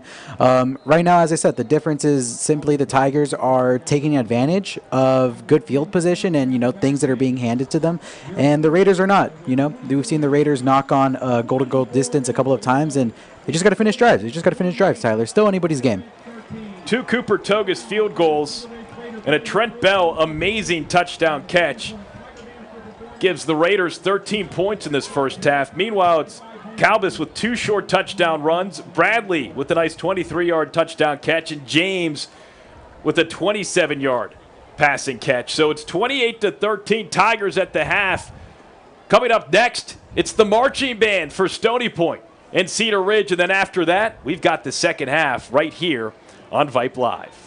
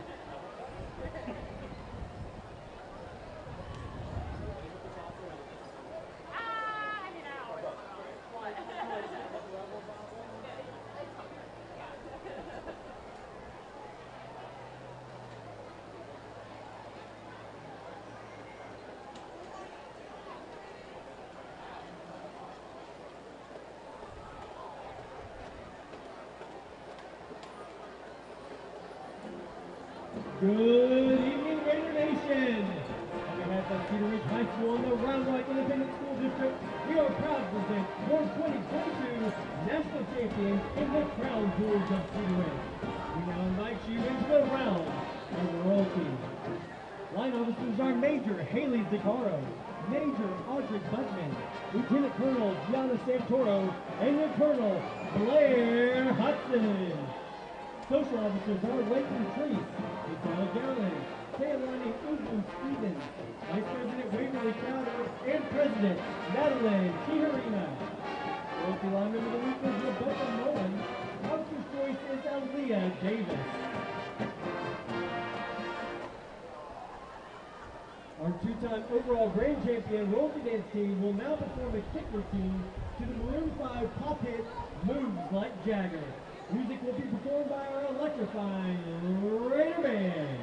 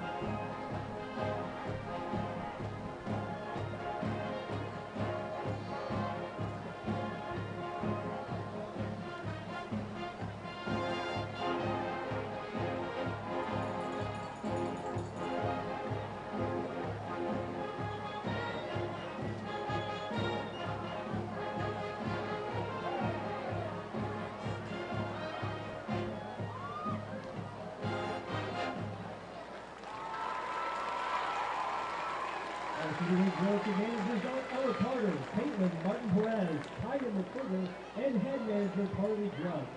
Our Cedar Ridge royalty dance team is directed by Jen Richardson and Sophie Noble. Royalty would like to take this time to thank some of our sponsors. Platinum sponsors, B&T Construction, Double Creek Assisted Living and Memory Care, Gaddisville Road Dental, Lively Delivery, Pure Bar, Round Rock Vision, Southern Trails, and Wildflower Orthodontics. Gold sponsors, law offices of Ben Tran, Rosebud Boutique and Cellars, and the Dance Gallery.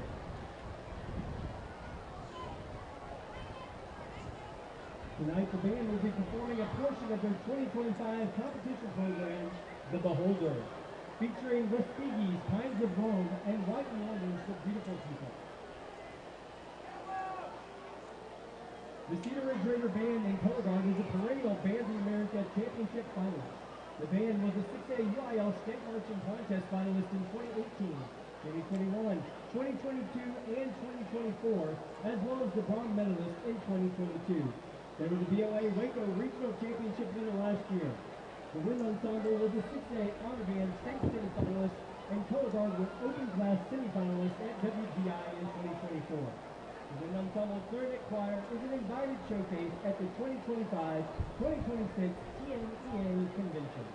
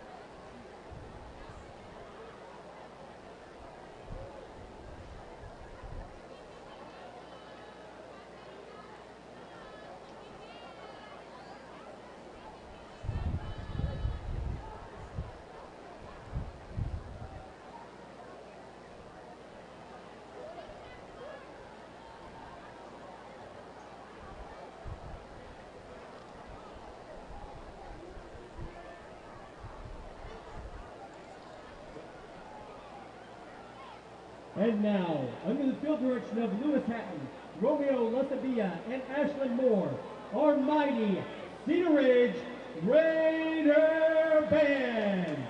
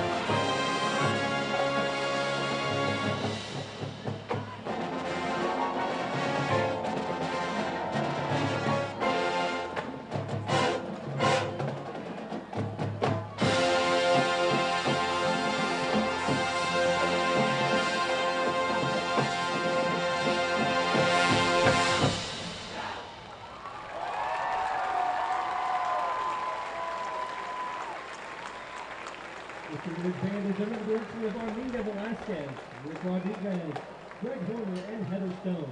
Thank you to our sponsor, the Works Lawn Service. Whether you're looking for custom landscape design or comprehensive lawn maintenance, they have you covered.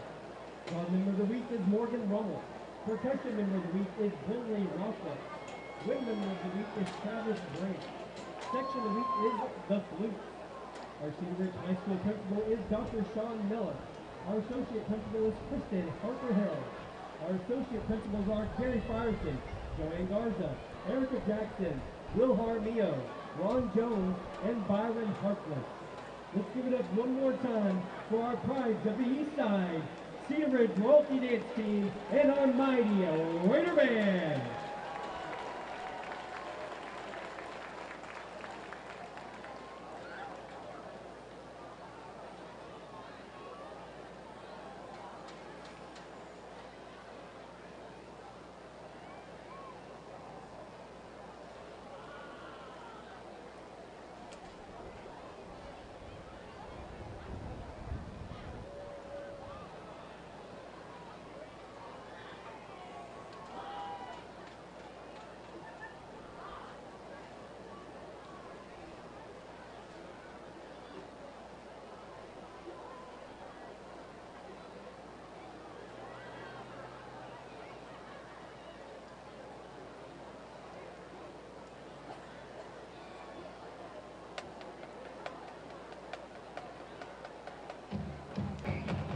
Tiger Nation, are you ready? It is showtime. Please welcome your 2025-2026 Stony Point High School Tiger Dancers. The award-winning Tiger Dancers are in the direction of Manuel Smith and Kendall Crosby. Diamond sponsors for the Tiger Dancers are Kimberly Wolfman Realtor, Philip 66, and the Dance Gallery. Social officers for the Tiger Dancers are Aria Thacker, Jeremiah Alexander, Co-President Aria Joshua, and Co-President Winnie Houndcamp. Leading the team on the field are the line officers, Junior Lieutenant Michaela Kerr, First Lieutenant Peyton Ramirez, and your captain, Audrey Varner.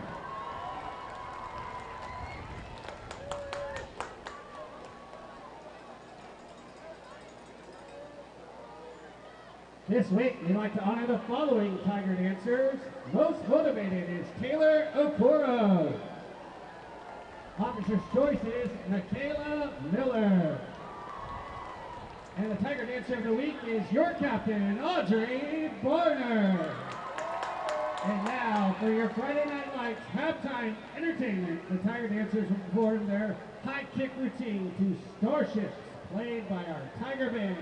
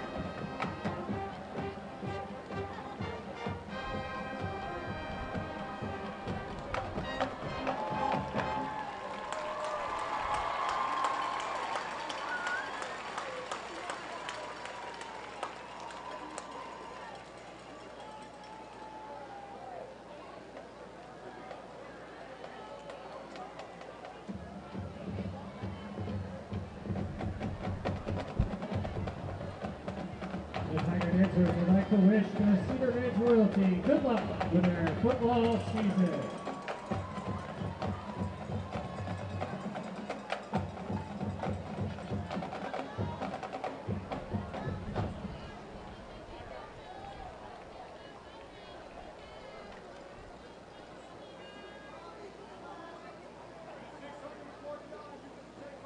Good evening, Tiger Nation. Welcome to 2025 Stony Point High School Homecoming.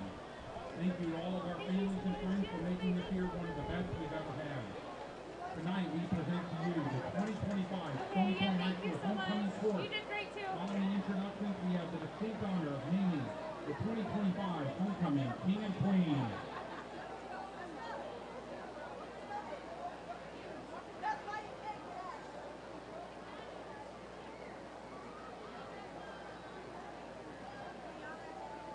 Our freshman count is Diego Gonzalez. Diego's escorted tonight by Yvette and Oscar Gonzalez. Diego is a wrestler and a member of the Tiger football program. Freshman countess is Mika Ito. Mika is escorted tonight by Maricela Ito and Hiroaki Ito. Mika is a member of HOSA and the Stony Point Tiger Cheer program. The sophomore Duke is Lucas Mauer. Lucas is escorted tonight by his father and mother, Vincent and Kendall Mauer. Lucas is a member of the Stony Point Tiger golf team. Sophomore Justice is Terry Lopez.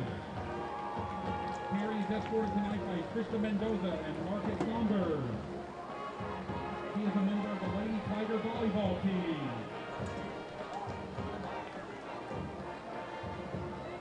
Junior Prince is Tina Green.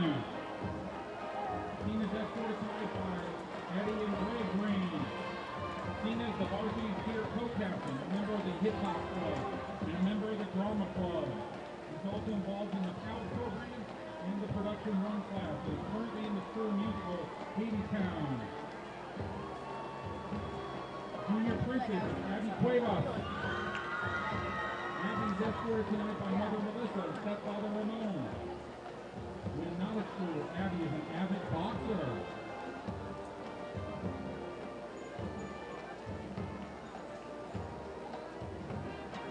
And now, your king and queen candidate.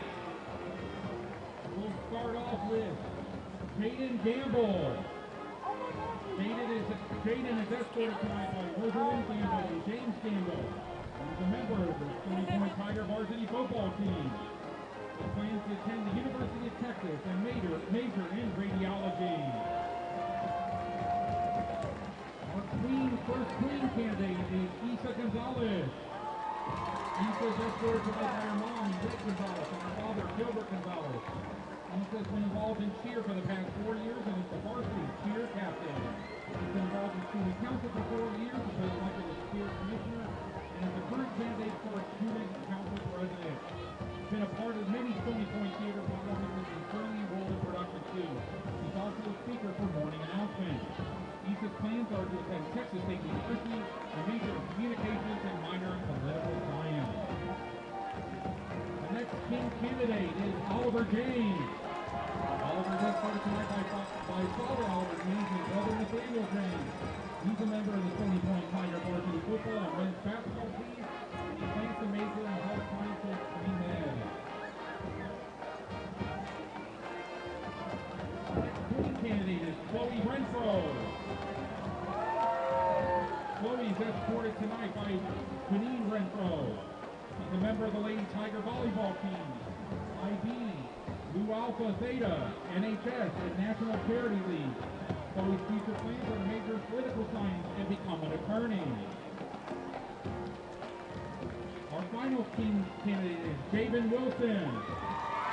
Javen is escorted tonight by Kimberly Wilson and Mia Shepard. He's a returning member of Tiger Major, Hip Hop Club choreography captain, Moves Through Seniors, and Moves Dance and Fitness. Javen is planning to attend ACC, major in nursing. He wants to help kids like him with sickle cell by showing them nothing is impossible. And our last queen candidate is Gabby Vargas. Gabby's escorted tonight by mom, Dominique Paez, father David Vargas, and brother Alex. She spends her time outside of school volunteering for the children's ministry at her church. She plans to major in exercise science to become a physical therapist.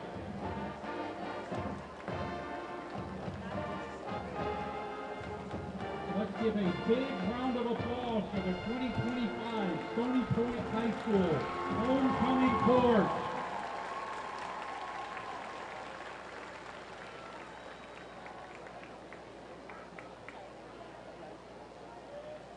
Assisting Stony Point High School Principal Dr. Anthony Watson with our crowning this evening is the 2024 homecoming king and queen Andrew Hill and Abby Watson. And now the moment we've all been waiting for. This year's homecoming king is Javen Wilson.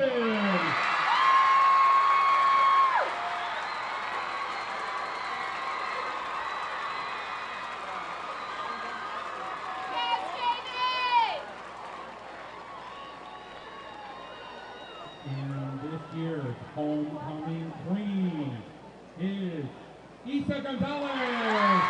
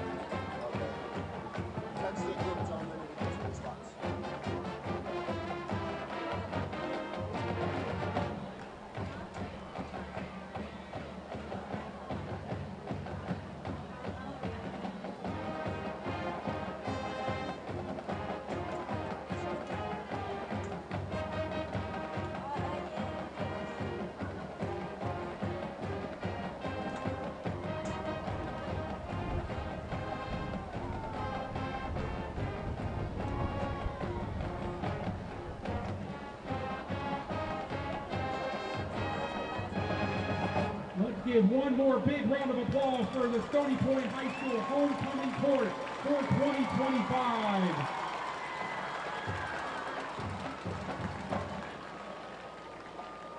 Congratulations to each of you young men and women for being a part of the homecoming court. And good luck in your future plans.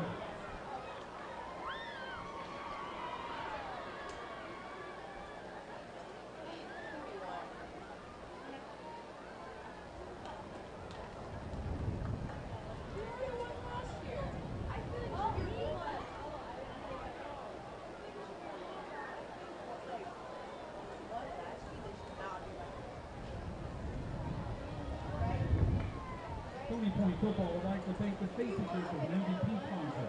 Hewlett Volkswagen, Don Hewlett Chevrolet Buick, Hewlett Royal Texas Barbecue, Simon sponsor, Allied Medical Emergency Unit, Club Hallwalls as partner sponsors, Active Sports Therapy and Rehabilitation, Donald Burger, Local Pizza, Premier Roofing, TKS Central Vision Photography, and Bear Bake as gold sponsors, and Alley's Way, Corridor Title, First Texas Bank, Kababu King Grill, Lifeline Burgers, Prosperity Bank, Rita's Italian Ice and Frozen Custard, and Tony C's Pizza as new sponsors for all of your support of Stony Point Tiger football this season.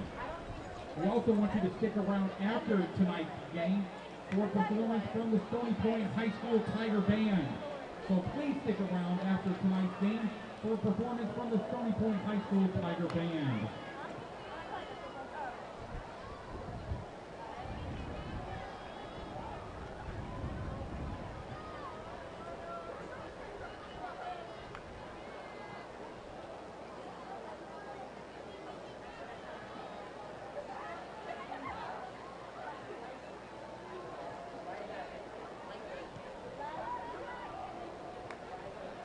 Capping off the first half of scoring, where it's Stony Point 28, Cedar Ridge 13.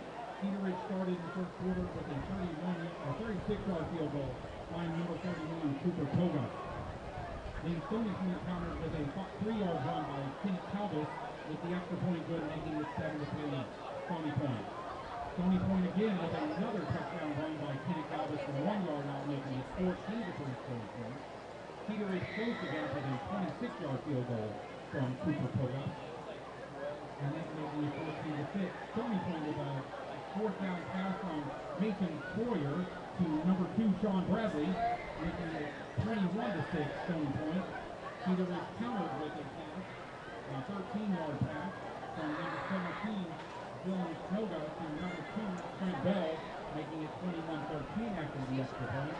And the final scoring was Mason Floyd Jr. 14 to number 0, Oliver James, from 27 yards out with the extra point good. Halftime scoring was Stony Point 28, Cedar Ridge 13 at halftime.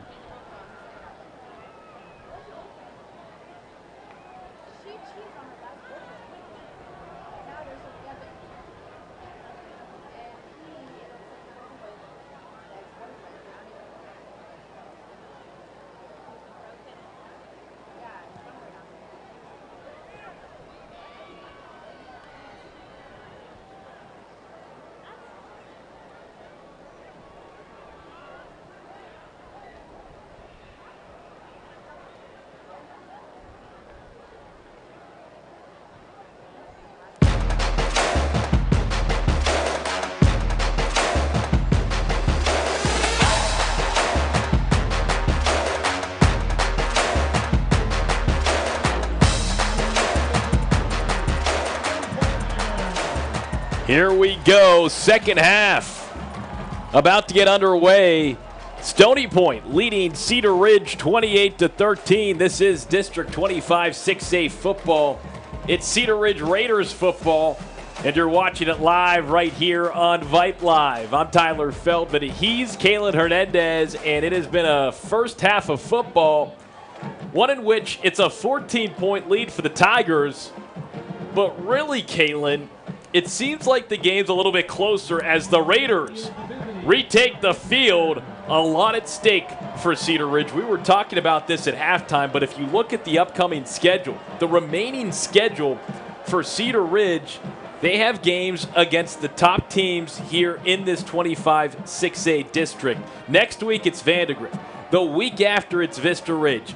Then it's McNeil. Those are three of the top 5 teams in 25 6A, and then finally they wrap up the season against Manor. Manor is getting crushed by Round Rock right now. Hutto won last night, and then you look at Vandergrift, they're actually trailing McNeil in the third quarter.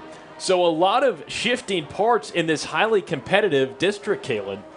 Exactly, yeah. A lot of shifting parts. That's, the best way to describe it. And as you said, like after this game, things don't get easier. It's gonna be quite a gauntlet. And that's why in these district matchups, every game matters. Every game is so unbelievably important. And as I've mentioned, before as when we kicked off this broadcast, if you want those playoff hopes to stay alive, you're gonna want to come back in the second half. And defense needs to tighten up. Snoga needs to get in a rhythm. Offense needs to get more of in a rhythm, and they have been. They are finding themselves in go-to-go distance. It's just a matter of capitalizing. Finishing these drives off. McNeil currently leading Vandergrift 14-0 in the third quarter. Meanwhile, Round Rock is demolishing Manor 49-0. That is tonight in 25 6A. Thursday night, Hutto took down Westwood 34-18. So right now the Hippos are atop this 25 6A district. Vandergrift, if they lose tonight, McNeil leapfrogs them. And so Mavericks, Vipers, Hippos, as we are underway here in this second half. Cooper Togas' kick out of the end zone. And so the Tigers will get the ball to start here in this third quarter. 12 minutes on the clock. And it is go time for this Cedar Ridge defense. They need to get something going. This defense led by Jody Littleton. He's the defensive coordinator. Brian Vardaman coming in. Spent the last 11 seasons prior to taking this head coaching gig, his first ever head coaching gig here at Cedar Ridge. He was a DC up in the Dallas Metroplex area. So he played his college football at Oklahoma State. This is a guy that you can count on to turn this program around, but right now it's tough going for the Raiders. First down pass play. It is caught. Tristan Rhymes. Ball thrown by Mason Troyer. That has been the favorite target for Troyer here so far tonight. 9-1, and there are 6 seconds off the clock here in the third quarter. 28-13 lead for the Tigers. Somehow the Raiders need to get stop after stop. They need to generate more stops, Kalen. Generating stops, yes, and honestly just not giving the Tigers good field position to work with. So starting right before the 40, I mean, got to capitalize right here. Here's Marcus Milligan. He was running all over the field in the first half. Gets met there by Benjamin Sears, one of the captains of this Raiders football team. And talking with head coach Brian Vardaman earlier this week, the captains were a big part of a great week of practice. And he had individual conversations with the captains, because the great thing about a captain at the high school level, no matter the level, it's a conduit to the rest of the team. And so Brian Vardaman was a captain when he played his high school football, and he said he took great pride in that responsibility, and so do these Raiders. As Powers Wallace was looking for the sack, there's a flag on the play. Sears was there on the takedown. There's another flag, so there's multiple flags on the football field right now. Let's see what they're all about.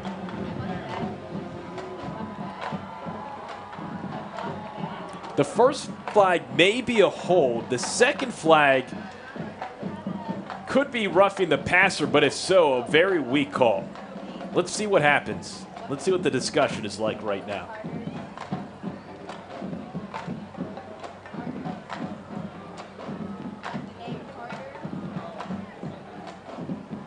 Officials commiserating. Let's see what they decide.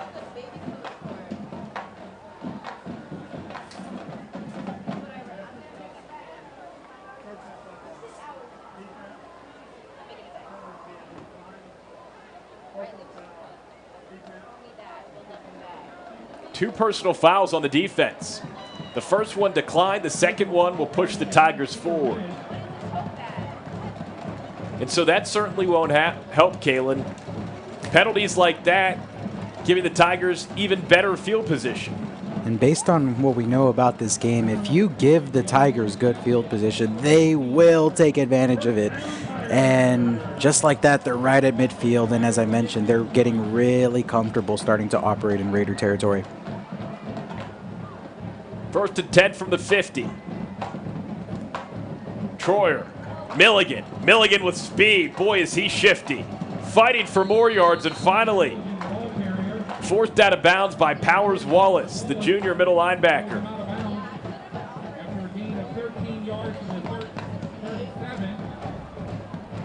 13-yard gain, and so now it's 37 yards until another end zone visit for these Tigers. A turnover would be huge right now for this Cedar Ridge defense.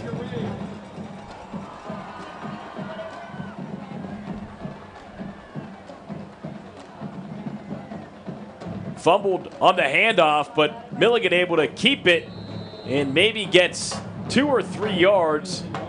Brody Carraz there among a number of other Raiders on the stop.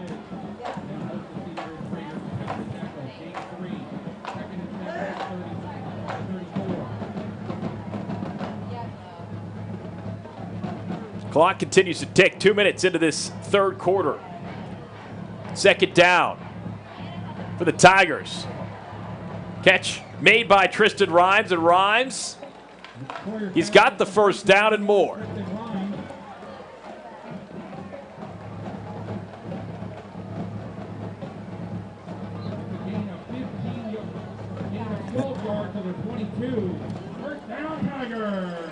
So now it's first and 10. 22 yards to go. 10 minutes left here in this third quarter. It's a 14-point lead for the Tigers. Let's see if the Raiders can get a stop. Troyer leaves it for Milligan. Milligan wheels to the outside and goes out of bounds. Gets 2 or 3 yards. Aiden O'Brien Brown making another tackle. His dad, James Brown, was the quarterback of the Texas Longhorns, part of that Longhorns team that brought home to Austin UT's first ever Big 12 title. Second down and 8 now from the 20. Here's Troyer. Ball gets tipped. Great job up front. Looks like it was off the fingertips of Jeremiah Passmore.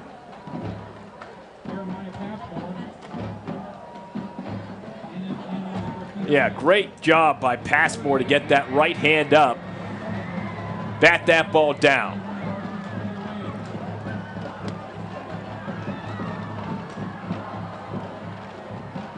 3rd and long from the 21. Here's Troyer. Dropping back. And he gets, no, he breaks off of the sack again. How did he do it? Throwing on the run, and it's bobbled and incomplete. Oh my goodness. That was almost an incredible play there. I mean, to shake off a rusher, keep the play alive. In and out of the arms of Oliver James, who was diving to make the grab. Somehow the Raiders continue to fail to take down Mason Troyer. It's been going on. It's been the theme of this game. I mean, the first person to get their hands on him just hasn't been able to bring him down. And so now it's a 38-yard field goal try for Tyler White. The snap low, the hold. And it gets blocked, but there's a flag. So a bad snap leads to a bad hold. Kick is low and deflected, but now we've got a flag, and it may be running into the kicker. And if so, that is just too bad. the Raider gunner right there ran straight to the ref. Yeah, they're going to call that one every time. Brutal. Self-induced. Cedar Ridge is the call. It is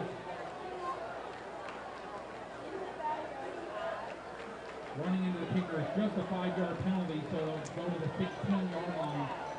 So now instead of a 38-yard field goal, it'll be 4th and 4 from the 16, so a 33-yard field goal. So the 5-yard penalty, and now the Tigers are going for it. Trips right. Let's see what we get here. Troyer looks left, fires left, and it is incomplete. He threw that into tough coverage. Trent Bell there. No, that's Gabriel Cisneros. A really nice job by Cisneros, the senior, to leave no room to throw on that left side. Kind of lucked out there, you know. We're about to give him 3 points, and, you know, that penalty gets called, and they end up taking a gamble there, and right there, the Cedar Ridge defense just holds up. Huge stop right there. So there's 9:17 left here in this third quarter.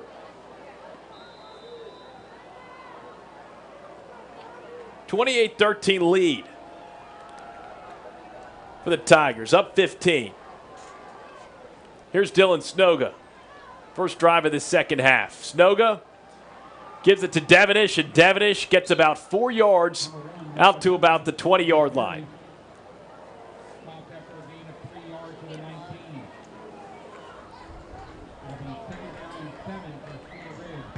Right now would be the time to really start establishing that three-headed monster back there. Again, you're not in need of a miracle quick touchdown. Sometimes a nice methodical drive is nice to get the offense smooth and running. 2nd and 7 from the 19. Hall in motion, right to left. Devenish, he gets the rock, and he gets whipped around and dragged down. Did the ball come out there? I think he was down. He is slung down and tackled by number 27. See that replay. Yeah, William Seiss with the nice tackle, but he was definitely down. No doubt there. Sets up a 3rd and 7 for these Raiders. They need something here. Trips left. Here's Snoga from the shotgun. From his own 19-yard line. Keep an eye on Jake McGill here. Here's Snoga. He looks right. He throws right. It's Copeland. And Copeland, he makes the grab, and he's all alone. Carter Copeland, 10-5, touchdown. How do you do? 81 yards, the longest pass play of the season for these Cedar Ridge Raiders, and it comes at a perfect time. It's Snoga to Carter Copeland, the junior wideout, and the Raiders are right back in this ball game. Carter Copeland, I called you a safety blanket earlier today. I had no idea you had those wheels on you. Wow, just absolutely dusted him along the sidelines, and Dylan Snoga drops an absolute beauty of a ball right into his hands, and nothing but green grass ahead of him. Rolled out the purple carpet there. And they're going for 2. Again, down 9. Here's Snoga. Quick pass, and it's caught. Big play, Jake McGill, The 2-point try is good, and it's back to a 7-point ball game. All righty. Matt Leonard, absolutely in his bag there, Tyler. Am I right? We've got a good one here. Carter Copeland, 81-yard passing catch from Dylan Stoga. Jake McGill catching the 2-point try and crossing the goal line. So with 7:51 to go here in the third quarter, it's Tigers 28, it's Raiders 21. This is Cedar Ridge football right here on Vype Live.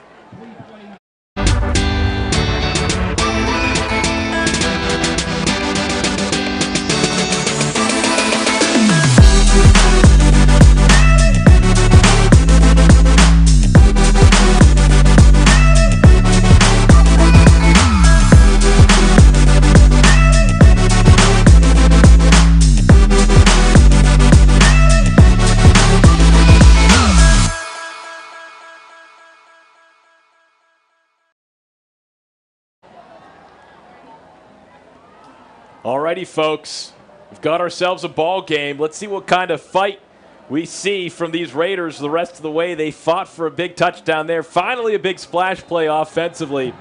Dylan Stoga linking up with Carter Copeland for the longest pass play of the season for these Raiders. 81-yard touchdown pass and catch. 2-point try thanks to the catch from Jake McGill, and it's an onside kick. Oh, my! Togus had it. It crossed the 50, and then it looked like the Tigers jumped on it, but now the Raiders say they have it. So they catch the Tigers off guard, and my, oh my, Cedar Ridge does it. And to those viewers at home who quite literally just blinked, you just missed a lot. But hold on a second. Oh, no. Oh, no. Officials discussing.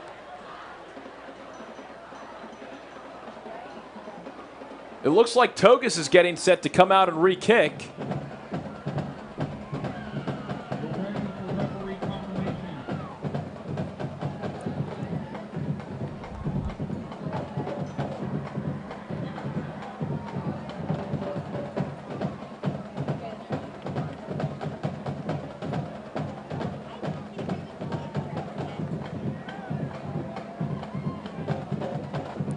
Well, I'm not sure.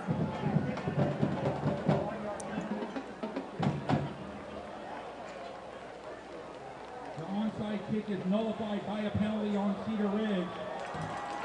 Nullified. Cedar Ridge, I think they were offside.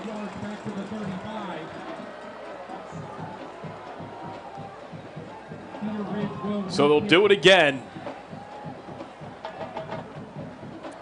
What a gut punch, you know. That's the kind of momentum swing you dream of coming out of halftime, and just comes off the board just like that.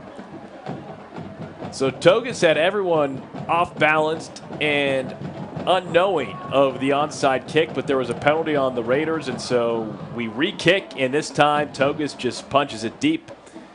He's got a boot into the end zone, out of the end zone, and so the Tigers will take over the football at their own 25-yard line. They avoid a scary situation if you're a Tigers fan, but what would have been a really great situation for Raider Nation.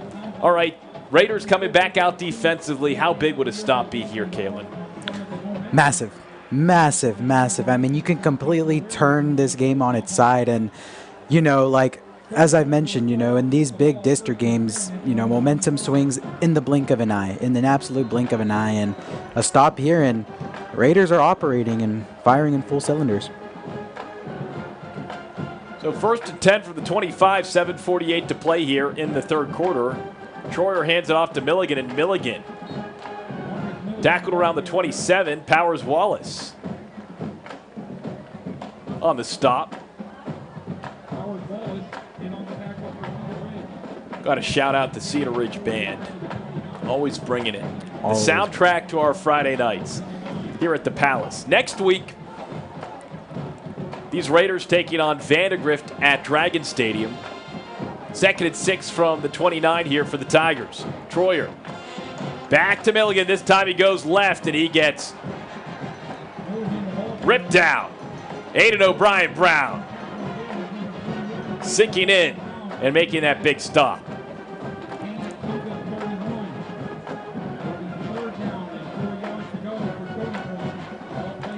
Sets up a 3rd and short. 3rd and 4 if you're Cedar Ridge.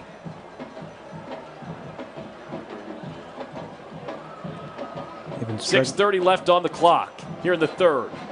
Here's Troyer, drops back, throws right, and it is hauled in. Oliver James. He seems to be that guy, Kalen, when it comes to 3rd or 4th down. That's where Troyer looks. It's been the bread and butter play. I think he's going to be just short of the sticks. Wow. I thought he got it. Stuck the ball there. How about that? The play, it made sense, but it wasn't executed fully. Catch was made. So let's see what the Tigers do here on 4th and 1. Punt unit is out. Olamide, Aurora Day. There's been a fake called earlier this game. Don't be surprised if the Tigers try to pull a fast one here. Well, the first thing they pull here is a timeout. We'll take a timeout, too. It's Tigers 28, Raiders 21, 6:29 left here in the 3rd quarter. We'll be right back on Vype Live. Cool sports fans, are you an armchair official? You know, the parent or fan who constantly yells at the referees and loves to let everyone know just how bad you think they are. Well, if you think you could do better, then get in the game and prove it. It's time for you to suit up and make the calls where they actually count. Every sport in Texas needs more officials. Sign up today at highschoolofficials.com.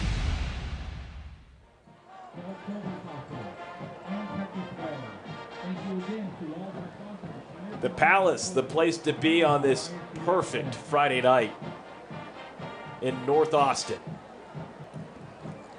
It's a 4th down and 1 from their own 34-yard line for a Tigers team leading Cedar Ridge 28-21 with 6:29 left here in the 3rd quarter. He's Kalen Hernandez. I'm Tyler Feldman. Kalen, they put out Kenneth Calbus. He's already got 2 short touchdown runs. Let's see if they do a QB keeper here again. That seems to be the package that the senior quarterback runs. It's going to be a battle of the trenches here. Huge 4th down that can absolutely change the entire momentum of this game. Here we go. Calbus already has 2 short touchdown runs tonight. And wow. Maybe they wanted to see that the front, the kind of look the defense was showing. So another timeout. The Tigers have now just 1 timeout left in this 2nd half. Still a quarter and a half to play. They'll talk things over. A huge 4th down. If they don't get it here, Kalen, that gives Cedar Ridge ginormous field position. Ginormous field position, and the way the offense has come out this half, I mean, best believe they're going to capitalize. I believe they took a delay of game there, actually. Wow. Didn't take the timeout. Yeah. No, they didn't take the timeout. So it's 4th and 6 from the 29, excuse me. Olamide, Aurora Day, out to punt. Snap is good. Wow. Aurora Day kicks a roaring boot downfield, fielded around the 21 by Therese Harrison, and Harrison, nifty, and gets horse collared down around the 45-yard line. Surprised we didn't see a flag there. I thought they absolutely would have tossed it right there. But nonetheless, good field position, and we have a game here, folks.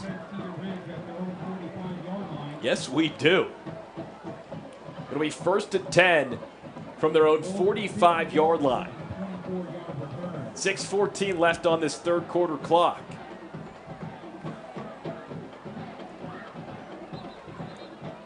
Let's see if this Raiders offense can continue to build on the confidence they showed on their last drive. One that ended in an 81-yard touchdown pass and catch from Dylan Snoga to Carter Copeland.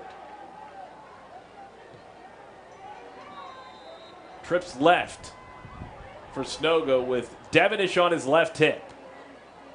1st down, it's a pass play. Harrison trying to shift in and out, gets back to the line of scrimmage. This Raiders team, Kalen, has some pretty quick guys, and so let's see if we see a lot of that quickness here late in this ball game. A lot of playmakers, you know, whether in the backfield lining out wide, you know, Jake McGill, Carter Copeland even, you know, he has the ability to score in one play. I mean, all these guys can score as soon as the ball's in their hands, and right now is the time to really move with some urgency. First and 10, second and 10, excuse me, from the 45. Snoga keeps it. There's a flag. Looks like it may be a hole. There is a penalty flag on the field as he gets 2 yards to the 47.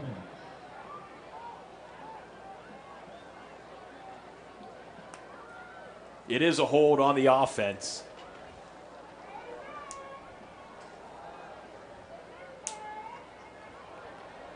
Again, these self-inflicted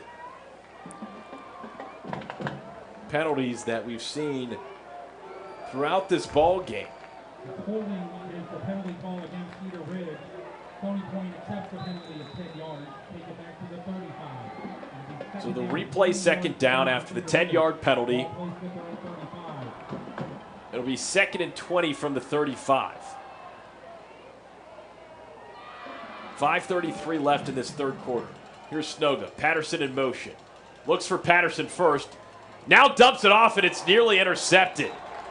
Xavier Bello was right there. Devonish too, but Bello's a much bigger target and nearly pushed Devonish out of the way to make that insane interception. Just absolutely sniffed that screen out, and Devonish, even if caught, was going to go nowhere there. So it's now 3rd and long, 3rd and 20 from the 35. 5:29 left on this third quarter clock. Here's Snoga. Play action. Fires it deep for Hall. And Hall makes the grab for a first down. Christian Hall. Wow. Averaging 53 yards per game through the air. And he shows why there. Huge conversion on 3rd down for these Raiders. I like to call him, you know, make the player comparison to Deebo Samuel, just a big, strong player. Ask him to do whatever you need, and he will. And right there, huge catch to keep the drive alive. So now it's 1st and 10 inside Tigers territory from the 41. Hall in motion. Right to left. Here's Snoga dropping back. Firing, and it's picked off. It is picked off.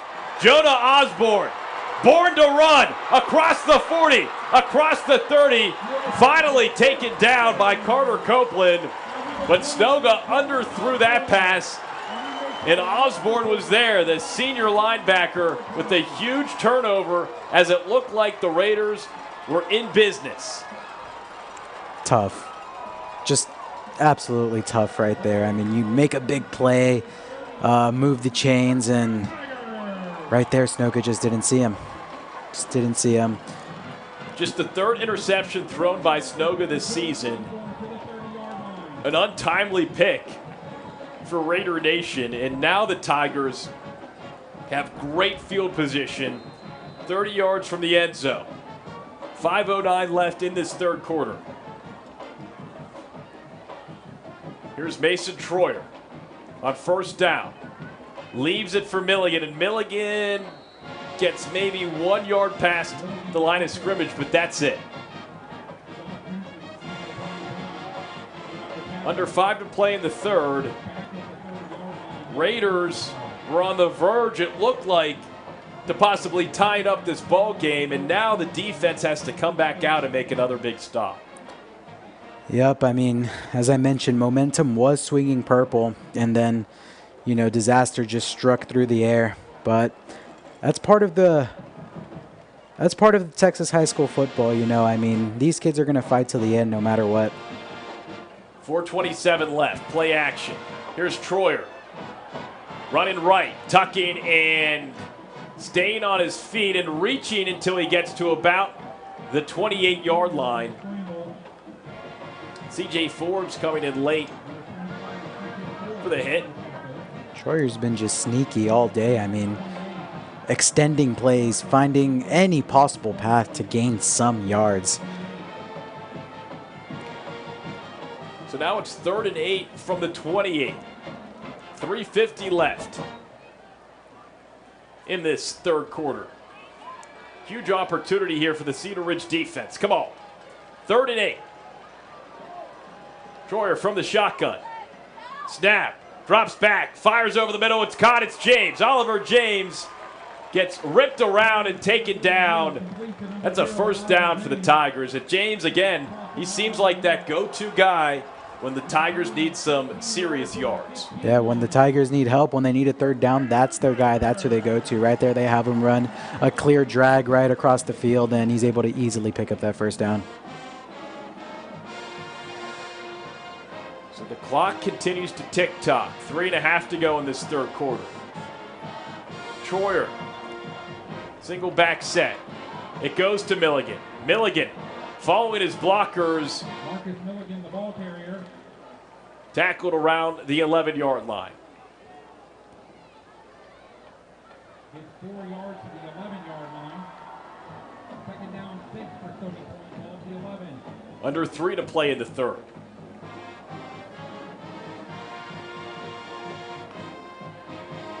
Troyer looks right, throws left.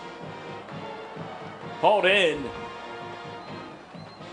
by Olamide Aurorade, but Gabriel Cisneros is quickly there to put the kibosh on that one. And again, Raiders are going to be presented with another opportunity to get a stop here. And you know how the Tigers have been. You know, they consider this 4-down territory here. They want to really take a 2-touchdown lead here. So it might be you might have 2 cracks at this if you're the Raider defense to get a stop. 3rd and 5 from the 10. Here we go. Troyer pressured, and he's taken down for the sack. Late Benjamin flag. Sears. But there's a flag on the play, so hold on 1 second. I don't think he grabbed the face mask there, but this might be on the Raiders. And he did. So a face mask on Benny Sears takes away a really nice, heavily pressured attack on that 3rd down. And so more mistakes keeping this drive alive for the Tigers. It just seems like when the Raider defense does something right, something else just completely negates it. So it's 1st and goal from the 8. Here's Troyer. Leaves it for Milligan. Milligan following his blockers and dives into the end zone for another Tigers touchdown. Marcus Milligan came into this game leading Stony Point with 6 end zone visits on the season. Well, you can now make it 7. And with 2:23 left in this third quarter, the Tigers have a chance to go back up 14. Extra point, snap, hold, but it's blocked. Trent Bell with a great read said, "I don't think so, Tyler White." So with 2:23 left in this third quarter. There was a flag on the play.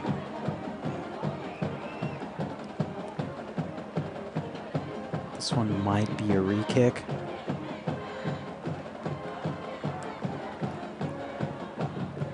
Well, let's wait and see. A lot of discussion still going on. Looks like both special team units are coming back out. And it will be on the Raiders. Offsides. So Cedar Ridge whistled for offside. And now let's see if they go for 2 or continue to kick the extra point. Now, Tyler White is still out there.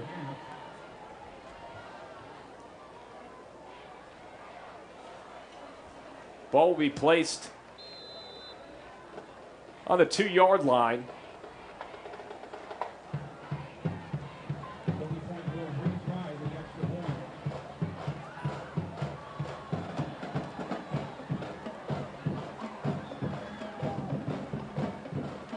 Snap, hold, kick is up, and it is good. So now with 2:23 left in this third quarter. It's Tigers 35, Raiders 21. We'll see what Cedar Ridge can bring to the table when we come back right here on Vype Live.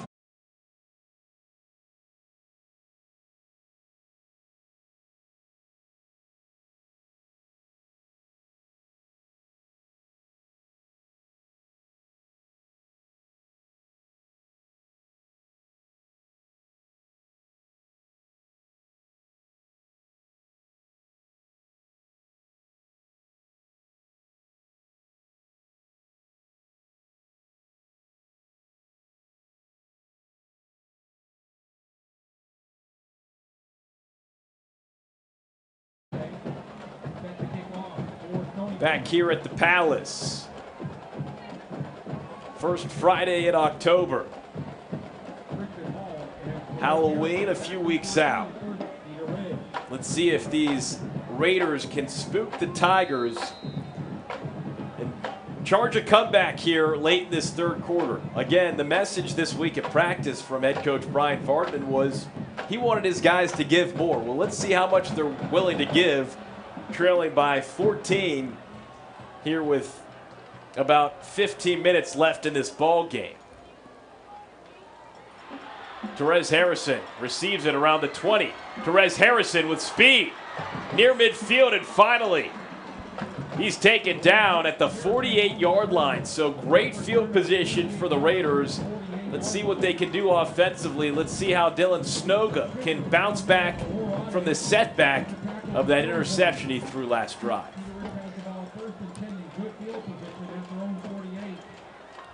This is what Friday Night Lights are all about. I mean, what a weekend to be here in the Austin area. I mean, you've got the lights here at the Palace and live music echoing down at Zilker Park. Doesn't get more Texas fall than this, Tyler. Yeah, the first Friday of the first weekend of ACL. If you like music, if you like festivals, you're there. If you like high school football, you're probably here. Snoga, QB keeper, gets across midfield. Marked at the 49 of the Tigers. So they're in Tiger territory with 2 minutes left on this third quarter clock. Dylan Gossett, one of the performers at ACL tonight. He went to Vista Ridge High School and has really taken off with that folksy country music as Devonish gets the rock and is about 2 yards shy of that first down marker. Right here, it just feels like a must-score drive for Cedar Ridge. I mean, you're just crossed midfield, plenty of time, and you've got to finish this one. Third and short for the Raiders. Christian Hall in that Wildcat formation. He's got Devonish in motion left to right. Fakes to Devonish. Hall up the middle, and it looks like he got it. Looks like he got the first down. He's marked at the 40, which means those chains will be moving. So forward progress gives the Raiders a key first down, and the chains move, and this drive continues to move. Excellent push from the offensive line there. Just made a ton of space for Christian Hall to run, and he's able to pick that one up with ease. So first and 10 from the 40, and they leave Hall back out there. Hall on the Wildcat. Hall's got speed around the outside and gets inside the 20-yard line. So a gain of 20 plus. Christian Hall, the do-it-all man for this Raiders offense. You have to wonder, Kalen, is Snoga just getting a rest, or is he battling something right now? Could be so, but as I mentioned, that's why I call him the Debo Samuel of this offense, you know, playing kind of that wide back position. If you need him to line out, you need him to run the football, he will do both. First and 10 for the 17. Hall takes it again, makes one man miss, spins off another tackle inside the 15-yard line. I see Snoga right there with his helmet on the sideline. So, and here comes Snoga back out onto the field. So a few play rest. Give Christian Hall a ton of credit there because he allowed 17 to catch his breath, and now Hall gets to catch his breath. He runs off the field. Get the sense that this drive could define how the rest of this game goes right here. Snoga leaves it for Devenish. Devenish following his blockers with ease and gets into the end zone. Noah Devenish, 17-yard touchdown. And these Raiders right back in this ball game again. But hold on, is that a flag?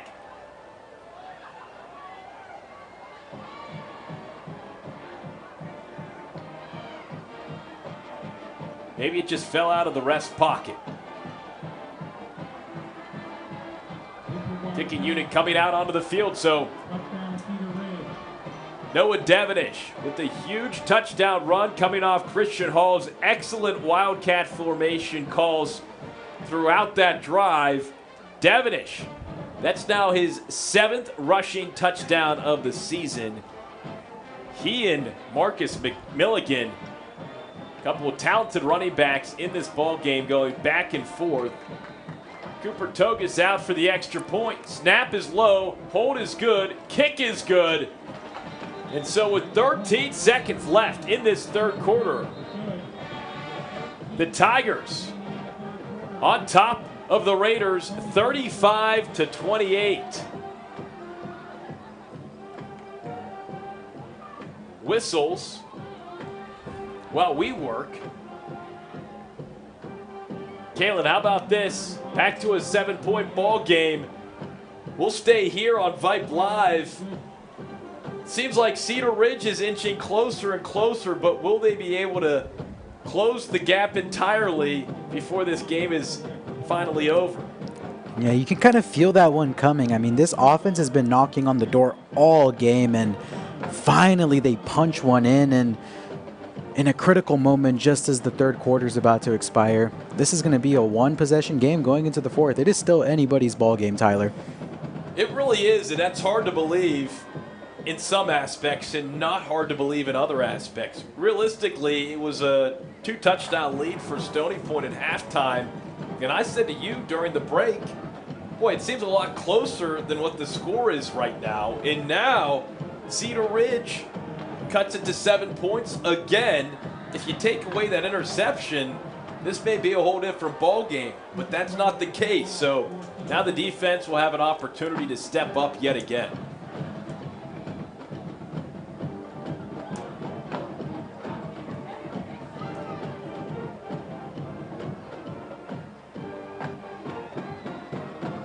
So there must have been a penalty. That's what those whistles were about. On that touchdown, an extra point. And so now Cooper Togus will be kicking it from the Tigers' 45-yard line. At this point, you may as well just give the Tigers the ball at the 25. Maybe Cooper Togus will try to knuckleball this, try to pin them deep. Togus will onside kick it, a little knuckler, and it's recovered cleanly by the Tigers. Olamide Auroride with the clean recovery there for the blue and white. And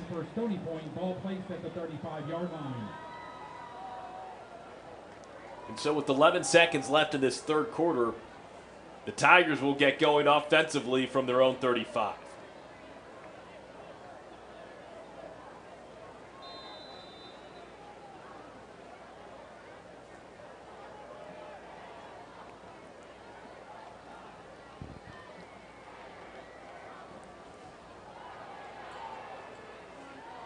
First and 10 from the 35. Handoff goes to Milligan. Milligan following his blockers out around the outside and finally tripped up near the 45. He gets 10 yards on the play to the 45. 10-yard run. 10 seconds off the clock. Give or take. And that moves the chains, actually. So he gets the first down on the first down run. Ball now sitting at the Tigers' 45. Probably the last play of the quarter here. Mason Troyer back to Milligan, and Milligan gets met by Brody Carraz, and Carraz Razzmatazes Milligan to the turf, and that's how this third quarter will end. 36 minutes down, 12 minutes to go. We've got ourselves a ball game. It's Tigers 35, Raiders 28. You're watching Cedar Ridge football right here on Vype Live.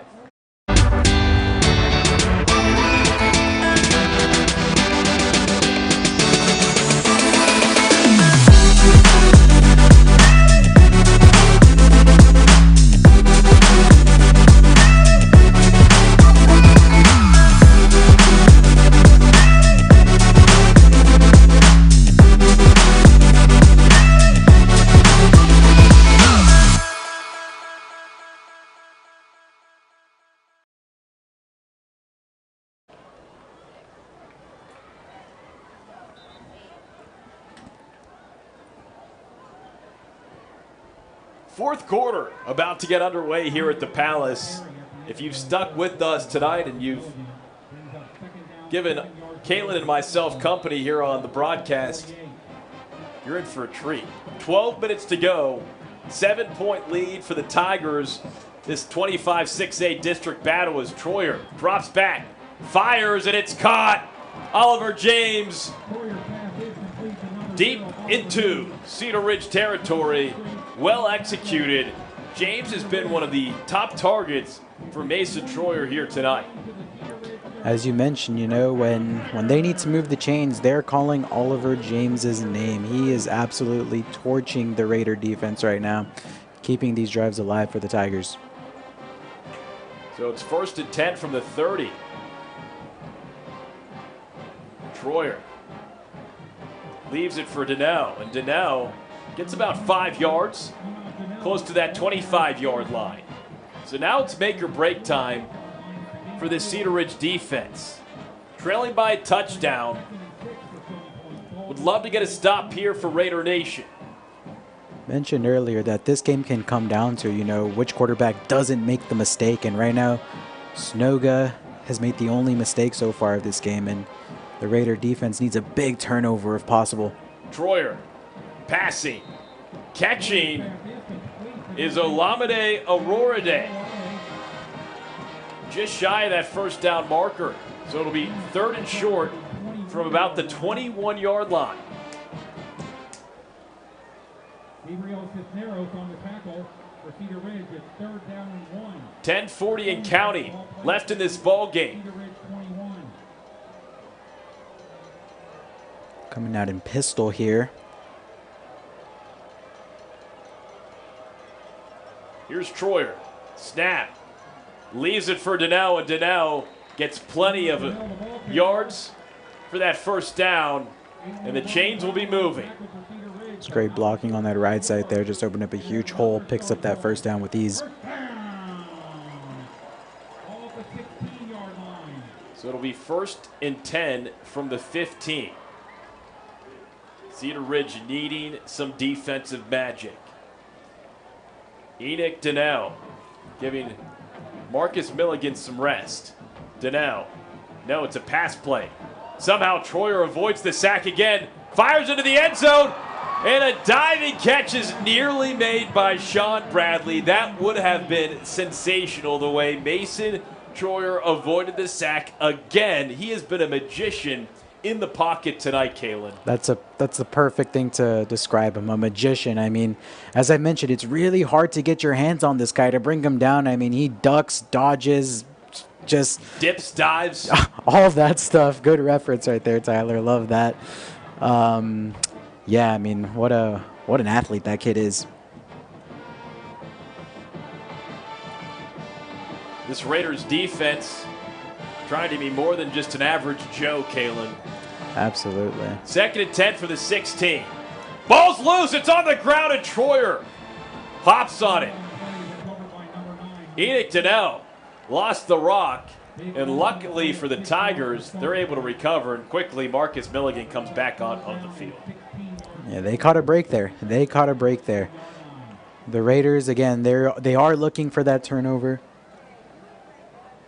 They are looking for that turnover, but now you're set with a 3rd and 16. Want to get this offense off the field, maybe hold them to 3. Third and long from the 22. Troyer, bootleg left. Floats it for James, and James across the 10, reaching. Nice pass play, but did not get enough for the first down. So what do you do here? Do you kick the field goal, or do you go for it? It's going to be really interesting here. I think they're field goal units coming out. Absolutely, yeah. They're going to play it safe here. Take the 2-possession lead if he's able to knock this through. They're going to rely on their defense to kind of hold off this lead. It'll be a 27-yard try for Tyler White. The snap is good. The hold is good. The kick is up. And the kick is good. Tyler White makes it a 10-point ball game. 9:08 left. It's Tigers 38. It's Raiders 28. Let's see what this Raiders offense can produce when we come back right here on Vype Live.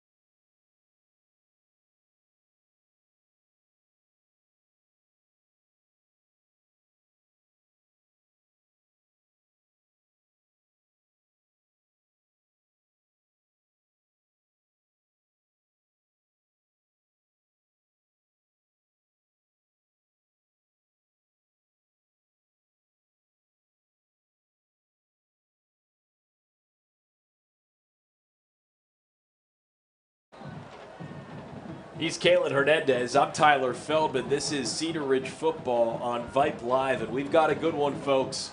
10-point lead for the Tigers. 9:08 left to play in this ball game. Fourth quarter at the Palace as the Tigers kick things off. It's a low liner fielded around the 6-yard line by Therese Harrison, and Harrison has a hole.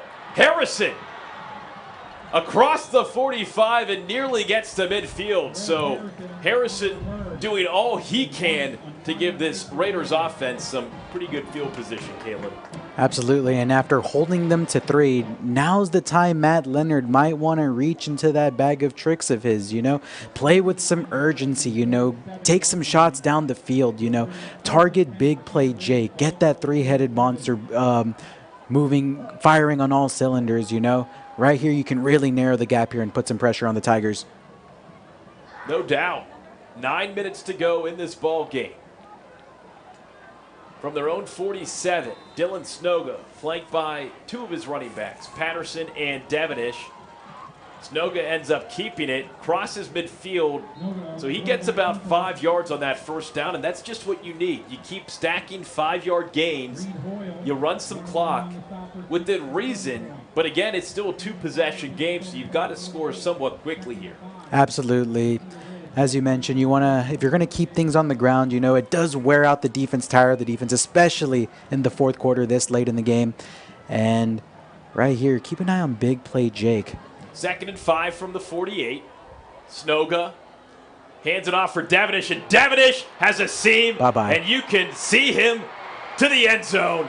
Wow. 48-yard hustle to pay dirt. And that's exactly what the doctor ordered. It couldn't have come at a better time for the Raiders. I mean, Noah Devenish, what a runner he is. As soon as he sees the open hole, he cuts right through. One cut, goodbye, goodbye. And it was great playmaking ability and decision-making by Dylan Snoga to hang on to that rock just long enough and then leaves it for Devenish. And Devenish immediately hit that hole as Togas's extra point is up and good. And so with 8:16 left in this ball game, it's Stony Point 38. It's Cedar Ridge 35. Stay with us here on Vype Live for the end of this ball game.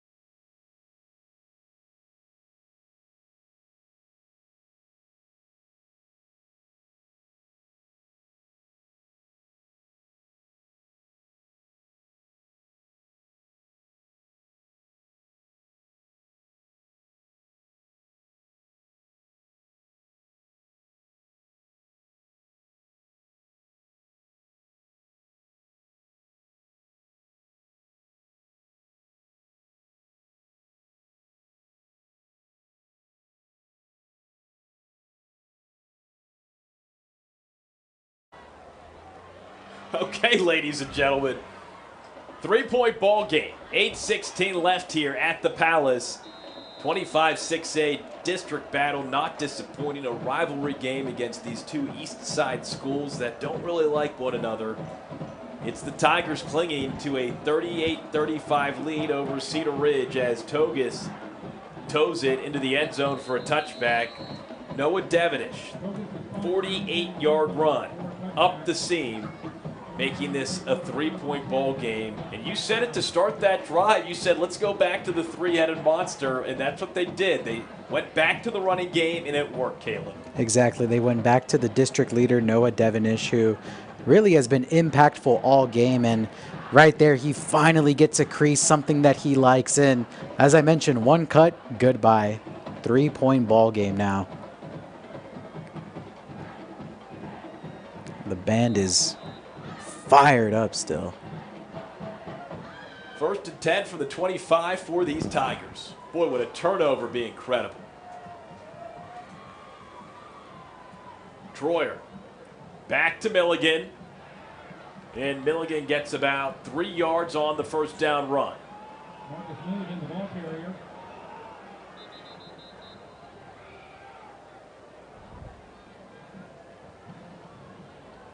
Timeout for injury to a Cedar Ridge player. Looks like we have an injured player on the field. It's Jalen Hamilton. We'll take a quick break. When we come back, more 25-6A football here on Vype Live.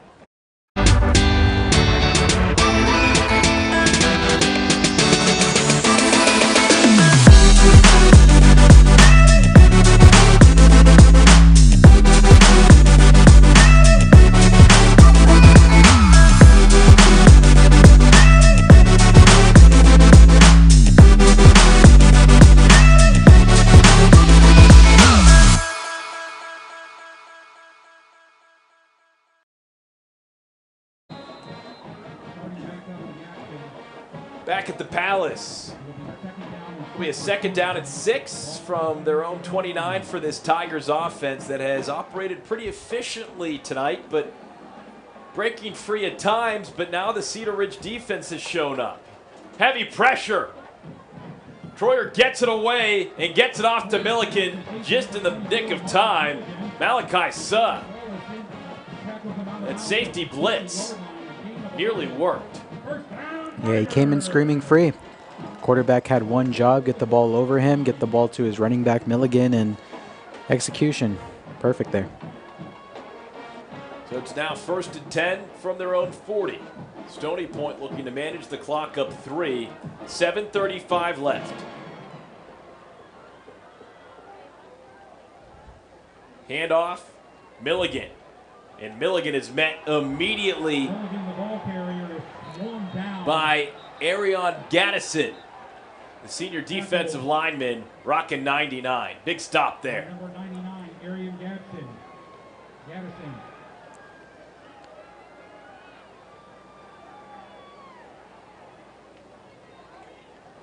Timeout for an injured player.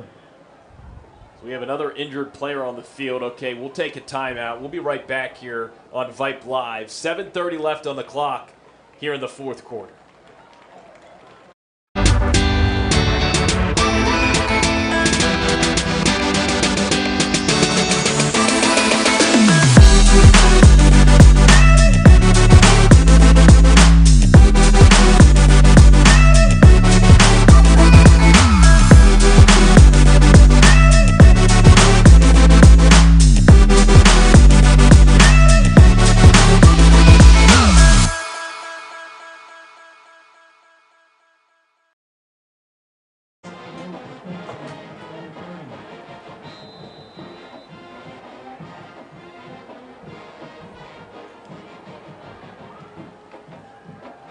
Back here at the Palace on 1st and 10 from the 40. Troyer waiting, throwing, caught. Oliver James. Troyer's pass, nice completion to number 0, Oliver James. Howard Wallace again pushes it out of bounds. Out of bounds at the 43-yard line. To the 43. It'll be second down and 7 for Stony Point. So a gain of 3. Pass looked a lot farther than just 3 yards because Troyer had to back all the way up to have enough space to throw that football. So 7:15 remaining in this ball game. Can the Raiders get a stop? Here comes Troyer and company. Snap, throw, across the middle. It's James again, hauling it in and spinning around for about 5 more yards. It takes 3 Raiders to finally bring down the senior. Oliver James. Mr. James is having himself a game, Kalen. Absolutely, absolutely. As you've mentioned, it seems like every third down, that's who they're going to, you know. At this point, you either got to double team him or find ways to slow him down. But right now, he just seems to be having his way. Clock continues to tick. Under 7 to play here at the Palace. Perfect Friday night for week 6 of the Texas high school football season. 1st and 10 from the 35. Here's Troyer. He leaves it for Milligan. Milligan breaks 1 tackle. Around the outside. Breaks another tackle. And finally dragged down around the 25-yard line by Trent Bell and Powers Wallace. Milligan just a tough runner, you know, gets to the outside, shakes 1 tackler off, and I believe he picked up that first down, yeah. Chains are moving, so 6:36 and counting on the clock. It'll be 1st and 10 from the 25-yard line. You can tell the Tigers are managing this clock to the best of their ability. Raiders defensively have to hold the Tigers to a field goal or less. Here's Troyer. We have a whistle. There's a flag.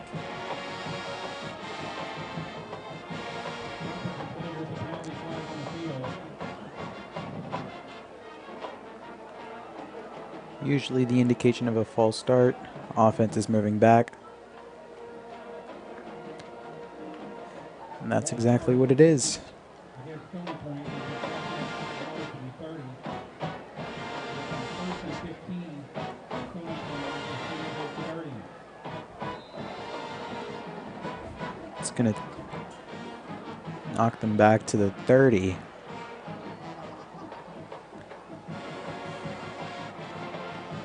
So 1st and 15 from the 30. Here's Troyer. Bootleg left. Heavy pressure from Carraz. He escapes the pressure, throws on the run, and Powers Wallace punches that ball out. It was intended for James, but great coverage and heavy pressure defensively by the Raiders there.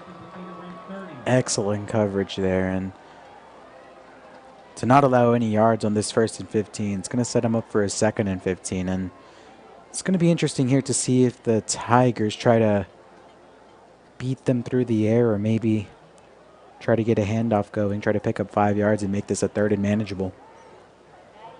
6:02 on the clock. Tigers clinging to a 3-point lead, 38-35.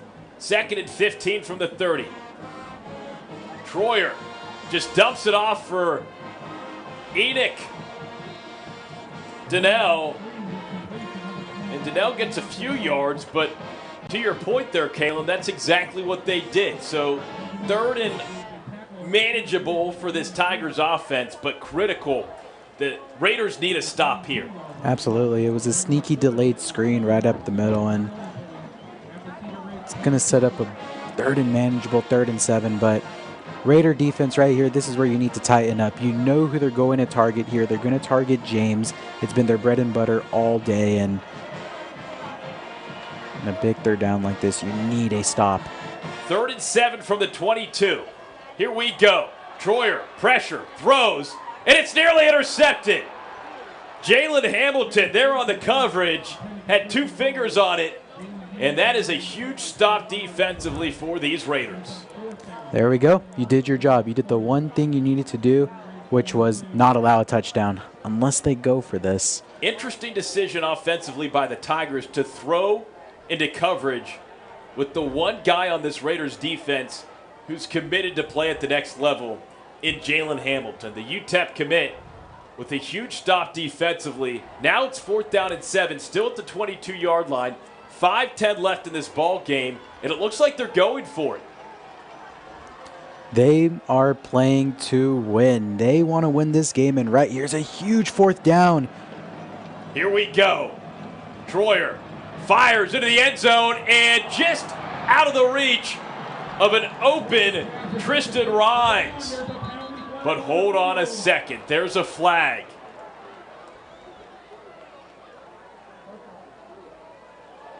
Oh, no. Wow. Oh, Personal no. foul, roughing the quarterback, and the Cedar Ridge sideline is irate. They can't believe it. Vardaman is not happy on the sidelines. He is screaming. Attention fans, there will be no. All calls by the officials should be respected by all. Just had to send an announcement there, and that's going to be a roar of boos right there. Wow, I've covered Texas high school football for 5 years now, and I've never heard the PA announcer ask politely for everyone to respect the officiating. It's been one of those nights. It's been very lopsided too, if you ask me. Another flag. With 5 minutes left, you'd like for this game not to get out of hand. False start against Stony Point. It's a false start of the offense.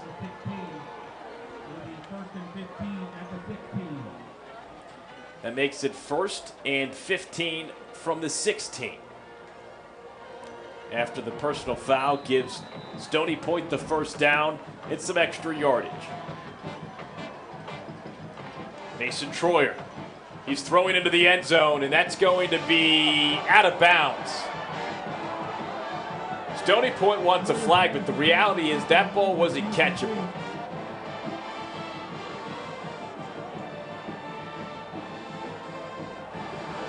They just threw a late flag right there, Tyler. And no doubt Tristan Rhymes had some words for the officiating. And I get the frustration, but that ball was 5 yards out of bounds. Yeah, definitely uncatchable there. And right there, he's going to cost his team big yards here. I mean, You just can't do that at this juncture. absolutely. I mean, it's 1st and 10. Just got a big penalty to keep this drive alive. And a blessing for Cedar Ridge right there. This is a game that Stony Point has led pretty much the entire time.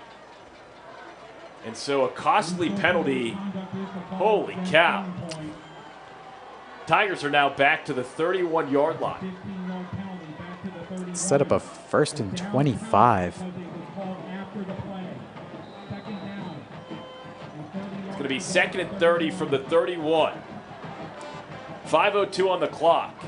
Troyer, surveying. Now he steps up, a lot of room to run, and he gets hit hard at the 20. Matthew McMillan coming in to make the stop. Matthew McMillan in on the tackle for Cedar Ridge. It will be 3rd down and 19 yards to go for Stony Point. Ball placed at the 20-yard line. That makes it 3rd and long. It'll be 3rd and 19 from the 20. Just like last time, they may want to try to dial up a play that makes this a 4th and manageable. You know the Tigers are not scared to go for it and try to win this thing right here. 4:18 on the clock. 3rd and 19 from the 20. Here's Troyer looking right. Heavy pressure. Escapes. Fires on the run, and it's caught in the end zone. Oliver James. But they say he's out of bounds. Wow. Wow. I'm going to have to look at that replay. Wow. Let's take a look at the scoreboard. On the run, Beauty. Caught. Oh, wow. Oh, wow. That is a tough call to make. And the Stony Point crowd does not like it one bit.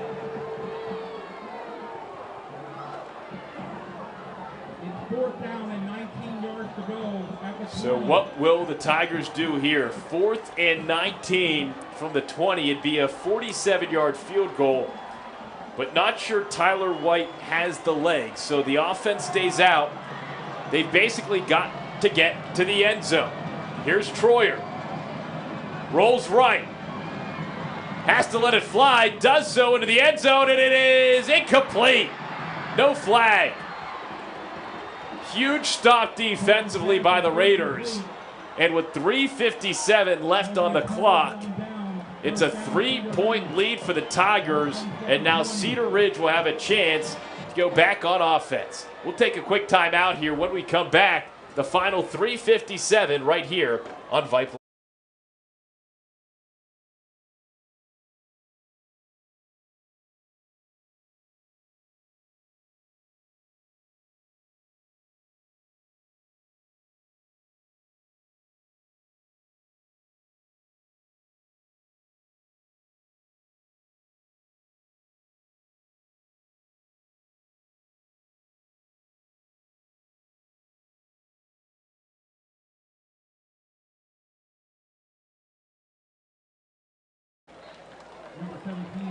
Back here at the Palace, 3:50 and counting. We've got ourselves a ball game, and the Raiders have a great opportunity to take their first lead in quite some time. They were leading 3-0 in the first quarter, and then 23 seconds later, the Tigers took the lead and never looked back. Here's Snoga throwing deep. Got him. Big play, Jake. Jake McGill makes the grab across the 35, and a huge play offensively for these Raiders. And here we go, 3:15 and counting. Just like Vardaman wanted, when the time comes, go to the captains, go to the senior leadership, and right there, big play, Jake. Able to put them in Tiger territory. We got to, oh my goodness, Tyler, this is going to be a fun one. 1st and 10 for the 31. Devenish on the right hip. Snoga leaves it for Devenish. Tries to find a seam, but unable to do so. No gain on that carry. Clock continues to tick. 3 minutes to go in this ball game. Tigers leading 38-35. The Raiders here can work the clock a little bit. Yes, you do want to score a touchdown, but you also don't want to leave too much time for these Tigers. 2nd and 10 from the 31. 2:43 on the clock. Play action. Throws to Hall. Hall makes one man miss, but then loses his footing. So he lost a yard on that pass play. That could have been a lot worse than what it ended up being, Kaylee. Absolutely. He could have been tackled right behind the line of scrimmage, but with that strength of his, he's able to get back to the sticks. And I don't think, will the Raiders snap it one more time? So here we go, 3rd and 11 from the 32, 2:13 on the clock. Trying to catch the Tigers offside. Now Snoga looks back to the far sideline. It looks like the Raiders are going to take a timeout and talk things over. 2 minutes on the clock.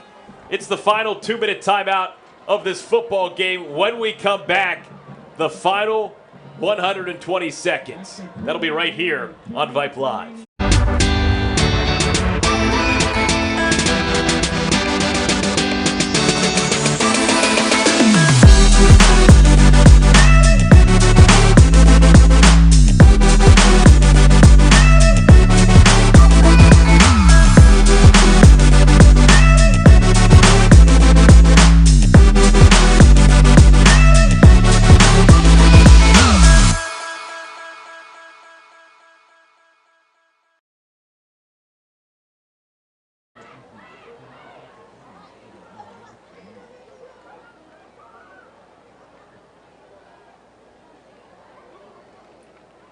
And stick around after the game for a performance by your Stony Point Tiger Band. Well, this is why you play the game.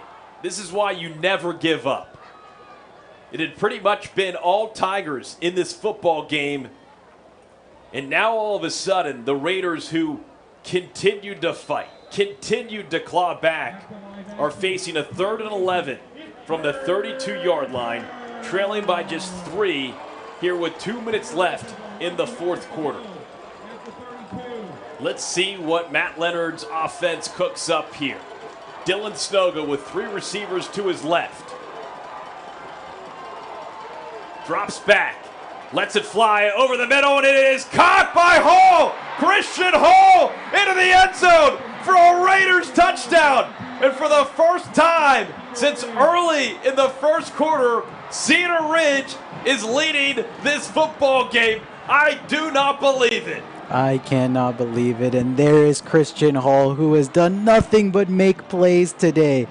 Again, I love to call him Debo Samuel because he does it all just like Debo, and unbelievable. Is that the first lead of the game for the Raiders, Tyler? No, they led 3-0 1 minute into this ball game, and then 23 seconds later at the 10:37 mark, the Tigers took the lead on their first touchdown, and Togus' kick is up and good. And so for pretty much the entirety of this ball game, the Tigers were in front, but never say die. You asked your players, Brian Vardaman, to give more. Well, they have given a whole lot more here tonight. You said it was setback to comeback. Well, we saw that pay dividends here tonight. And now with $1:52 left, it is Cedar Ridge 42. It is Stony Point 38. Kaylee, I do not believe it. I mean, this stadium is shaking right now. I mean, what a moment for this senior. You know, that's a moment every high school kid dreams about, you know. 3rd and long, the game is, you know, right in reach. You're down 3, and he just flips the script just like that, 42-38. Cedar Ridge on top. This Cedar Ridge team, we've seen this fight from them in games that were maybe out of hand, but this is one of those defining moments for this first year under Brian Vardaman if they can hang on to beat the Tigers. There's still a lot of time left, and defensively, Cedar Ridge has been stout at times, but you've got to limit those splash plays here late now. Exactly. If there's ever a moment the defense needed to make a play, it's right here. They've been getting in the backfield all game, just can't take the quarterback down. Right now would be the time to finally get home. Togus kicking that one home out of the end zone for a touchback. So 1 minute and 52 seconds left in this ball game. The Raiders, incredible. Raider Nation.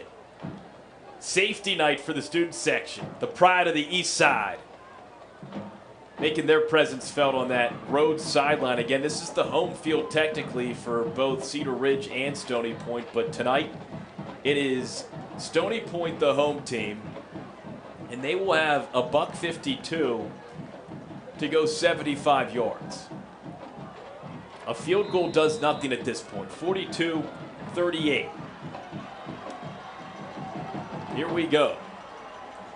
Troyer, heavy pressure, and it's batted away. Benny Sears searing through the defense and swatting that one full hand out of the air.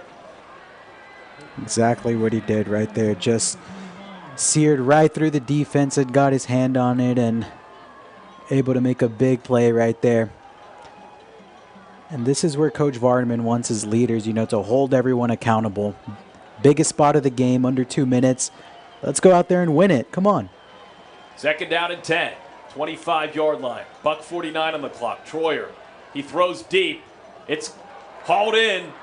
Tristan Rhymes, no rhyme or reason, but able to get the first down and get out of bounds to stop the clock. Tristan Rhymes, that deep target with speed around the edges, and right there just able to win a nice comeback route. Chains moving, band is loud. I mean, can't write a better script than this. 1st and 10 from the 39, $1:42 on the clock. Can keep an eye on Oliver James. Troyer, pressure, flushed out of the pocket, lets it fly, flag on the play, and there may be a second flag as James was tripped up by Bell, who was on the ground, but there's a flag in the backfield. Let's see what they call.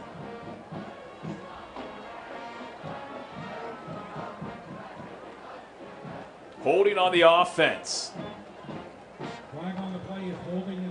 So that'll send the Tigers backward. 1 minute and 33 seconds to go.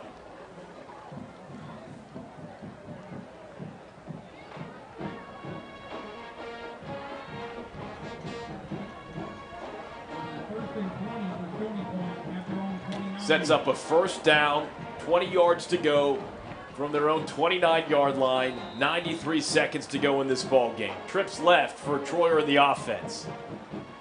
Fires right.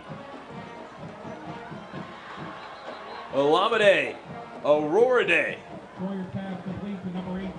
able to bring that one in for the grab. Nearly gets back to the line of scrimmage for a gain of 9. Again, that holding call did buy you cushion, but you want to stay tight. Don't loosen up here. Do not allow free yards. 2nd and 11. Troyer, pressure, steps up, on the run. In and out of the hands of Alex Freeman. His first target tonight. So now there's 53 seconds to go. A crucial 3rd down for these Tigers. Troyer's pocket presence has been amazing all game. And right here, if I'm the edges, you got to keep contained. He's going to want to extend this play and probably find Oliver James, who he's been going to all 3rd downs this game. 11 yards to go on this 3rd down from their own 38-yard line. 62 yards to go to find the end zone. Troyer flushed, rolls right, and he gets tripped up. Aiden O'Brien Brown. Huge. Gain of 4 sets up a 4th down and 7. And there will be a timeout called by the Tigers, trailing by 4.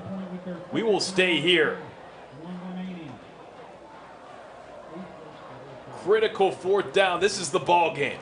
This is absolutely the ball game, and with the game on the line, this 4th down, we know who they're going to target here. It's probably going to be James, who's been their savior, you know, in moments like these. They have so many playmakers out there, but it just seems that has been their bread and butter. As I mentioned, you know, you got to contain Troyer in the pocket right there. He, you know, without the shoelace tackle, he probably would have picked up that first. I mean, what a tackle. What a tackle right there to set up this 4th and 7. Just an unbelievable game tonight, Tyler. It really has been a treat. Stony Point Tiger Band. Please support the band by sticking around after the game is over. Also, there are no fans allowed on the field. 42 seconds left. 4th down and 7 from their own 42. The Tigers need 7 yards, trailing by 4. Can the Cedar Ridge defense hold? Here we go. And now it's Cedar Ridge calling a timeout to talk things over. We'll take a quick timeout. We'll be right back here on Vype Live.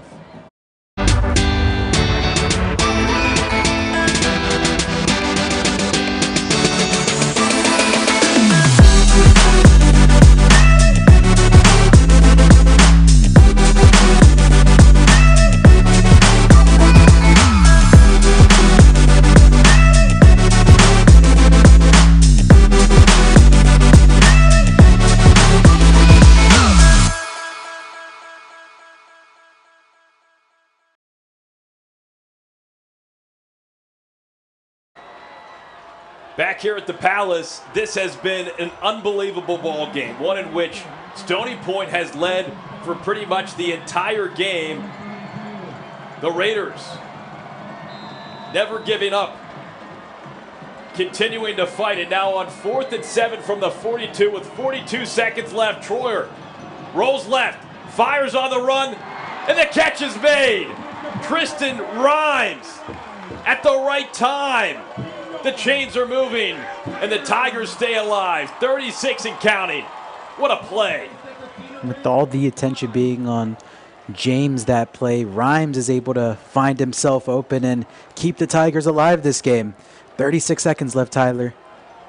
So it'll be 1st down and 10 from the Raiders 45.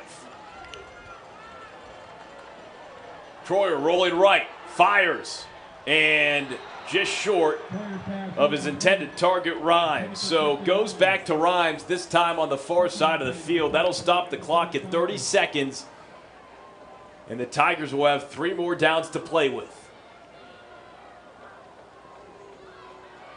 Again, if you're just joining us, Cooper Togus kicked a 36-yard field goal a minute into this ball game to give the Raiders a 3-point lead. Then just 23 seconds later, the Tigers needed just 3 plays to go 75 yards to take a 7-3 lead. They had never looked back until this fourth quarter when the Raiders regained the lead. Second down at 10, heavy pressure. Troyer on the run, and it is incomplete. Alex Freeman, the intended target, in and out of his hands as he hit the ground, and now it's third down. Here we go. 23 seconds left on the clock. This has been such a fun ball game, really a critical game for both teams as they look ahead and try to jockey for some playoff positioning. Right now, these are 2 of the bottom teams in the very competitive 25-6A district. Third and 10 from the 45. 23 seconds left. And Troyer gets hit. He gets hit and taken down by Matthew McMillan. Ball pops loose. I can say the arm was moving forward there, I think. There was a late whistle. They do announce it's a forward pass, and so the Tigers will get one more try. McMillan came from the outside, the senior linebacker, ferocious. And that is exactly what this Raiders defense has been looking for. So one more down to go for the Raiders to try and end this ball game. They've been waiting to get home all day, and right there the pressure finally turns. Wasn't quite a sack, but was exactly what they needed to set them up for a 4th and 10. This is the ball game. 4th and 10 from the 45. 15 seconds left. Troyer surveys, pressure, escapes, fires, and a diving attempt is incomplete. And the Raiders survive the setback for the comeback. They all gave more, and now they get a victory in comeback fashion at the Palace. A rivalry win for these Cedar Ridge Raiders. Jubilation on the far sideline. Disappointment on the near sideline. Either way, what a football game here tonight. Amazing, amazing. I mean, when it was time, when it was crunch time, Coach Vardaman's defense showed up. They got the stop they needed. They finally got to the quarterback. Quarterback did everything he can to keep plays alive, extend this drive, and the Cedar Ridge defense was just too much. And here comes victory formation, Tyler. What a win. 6 seconds left on the clock. It'll be a Dylan Snoga kneel to end this ball game. The student section fired up. A chilling comeback victory for the ages. The pride of Eastside belongs to Cedar Ridge. The Raiders claw all the way back to take down Stony Point 42-38. What a game. What a game. I mean, the fight these kids shown. I mean, they barely let this whole game. And to take the lead late in the fourth quarter and hold on to it, I mean, wow, these kids fought today. These kids fought today, and Coach Vardaman has to be happy with that. The leaders stepped up. The leaders were vocal this week. They had a great week in practice, and they're going to come out of here today with a huge district victory to match their win total from last season, Tyler. Just incredible. And talking with head coach Brian Vardaman earlier this week, you could tell he was frustrated by how last week ended, getting crushed by Round Rock 40-12 here on this very field. And you look at how this team started this game, you look at the middle portions, Stony Point was in control until the fourth quarter. These Raiders, they never gave up. The messages this week from Vardaman, 1, give more. Well, they gave a whole lot more, especially in that fourth quarter. And 2 was setback that setback against Round Rock for the comeback. And what a comeback we saw here. Not just a comeback from that loss last week, but a comeback in this very game against the Tigers team. So looking ahead with the win, the Raiders improved to 3-3 overall, 2-3 in 2-2 in district play. Yes, 3-3 overall, 2-2 in district play, and with the loss, Stony Point falls to 2-4 overall, 0-4 in district play. And next week, it's a very tough game against a very good Vandegrift team, and that will be at Dragon Stadium, and a great opportunity for Cedar Ridge to build off this comeback victory tonight, Kaylin. As we mentioned, they absolutely needed this win tonight. What a huge win for Coach Vardaman's team. I mean, these kids fought since the ball was kicked off, whatever the scoreboard said, these kids were going to fight, and to pull out this win, I mean, as we mentioned, the rest of the schedule is quite a gauntlet with Vandegrift next week. It's going to be tough, but the fight these kids have, I mean, they can pull anything off. Just a massive victory tonight here, Tyler.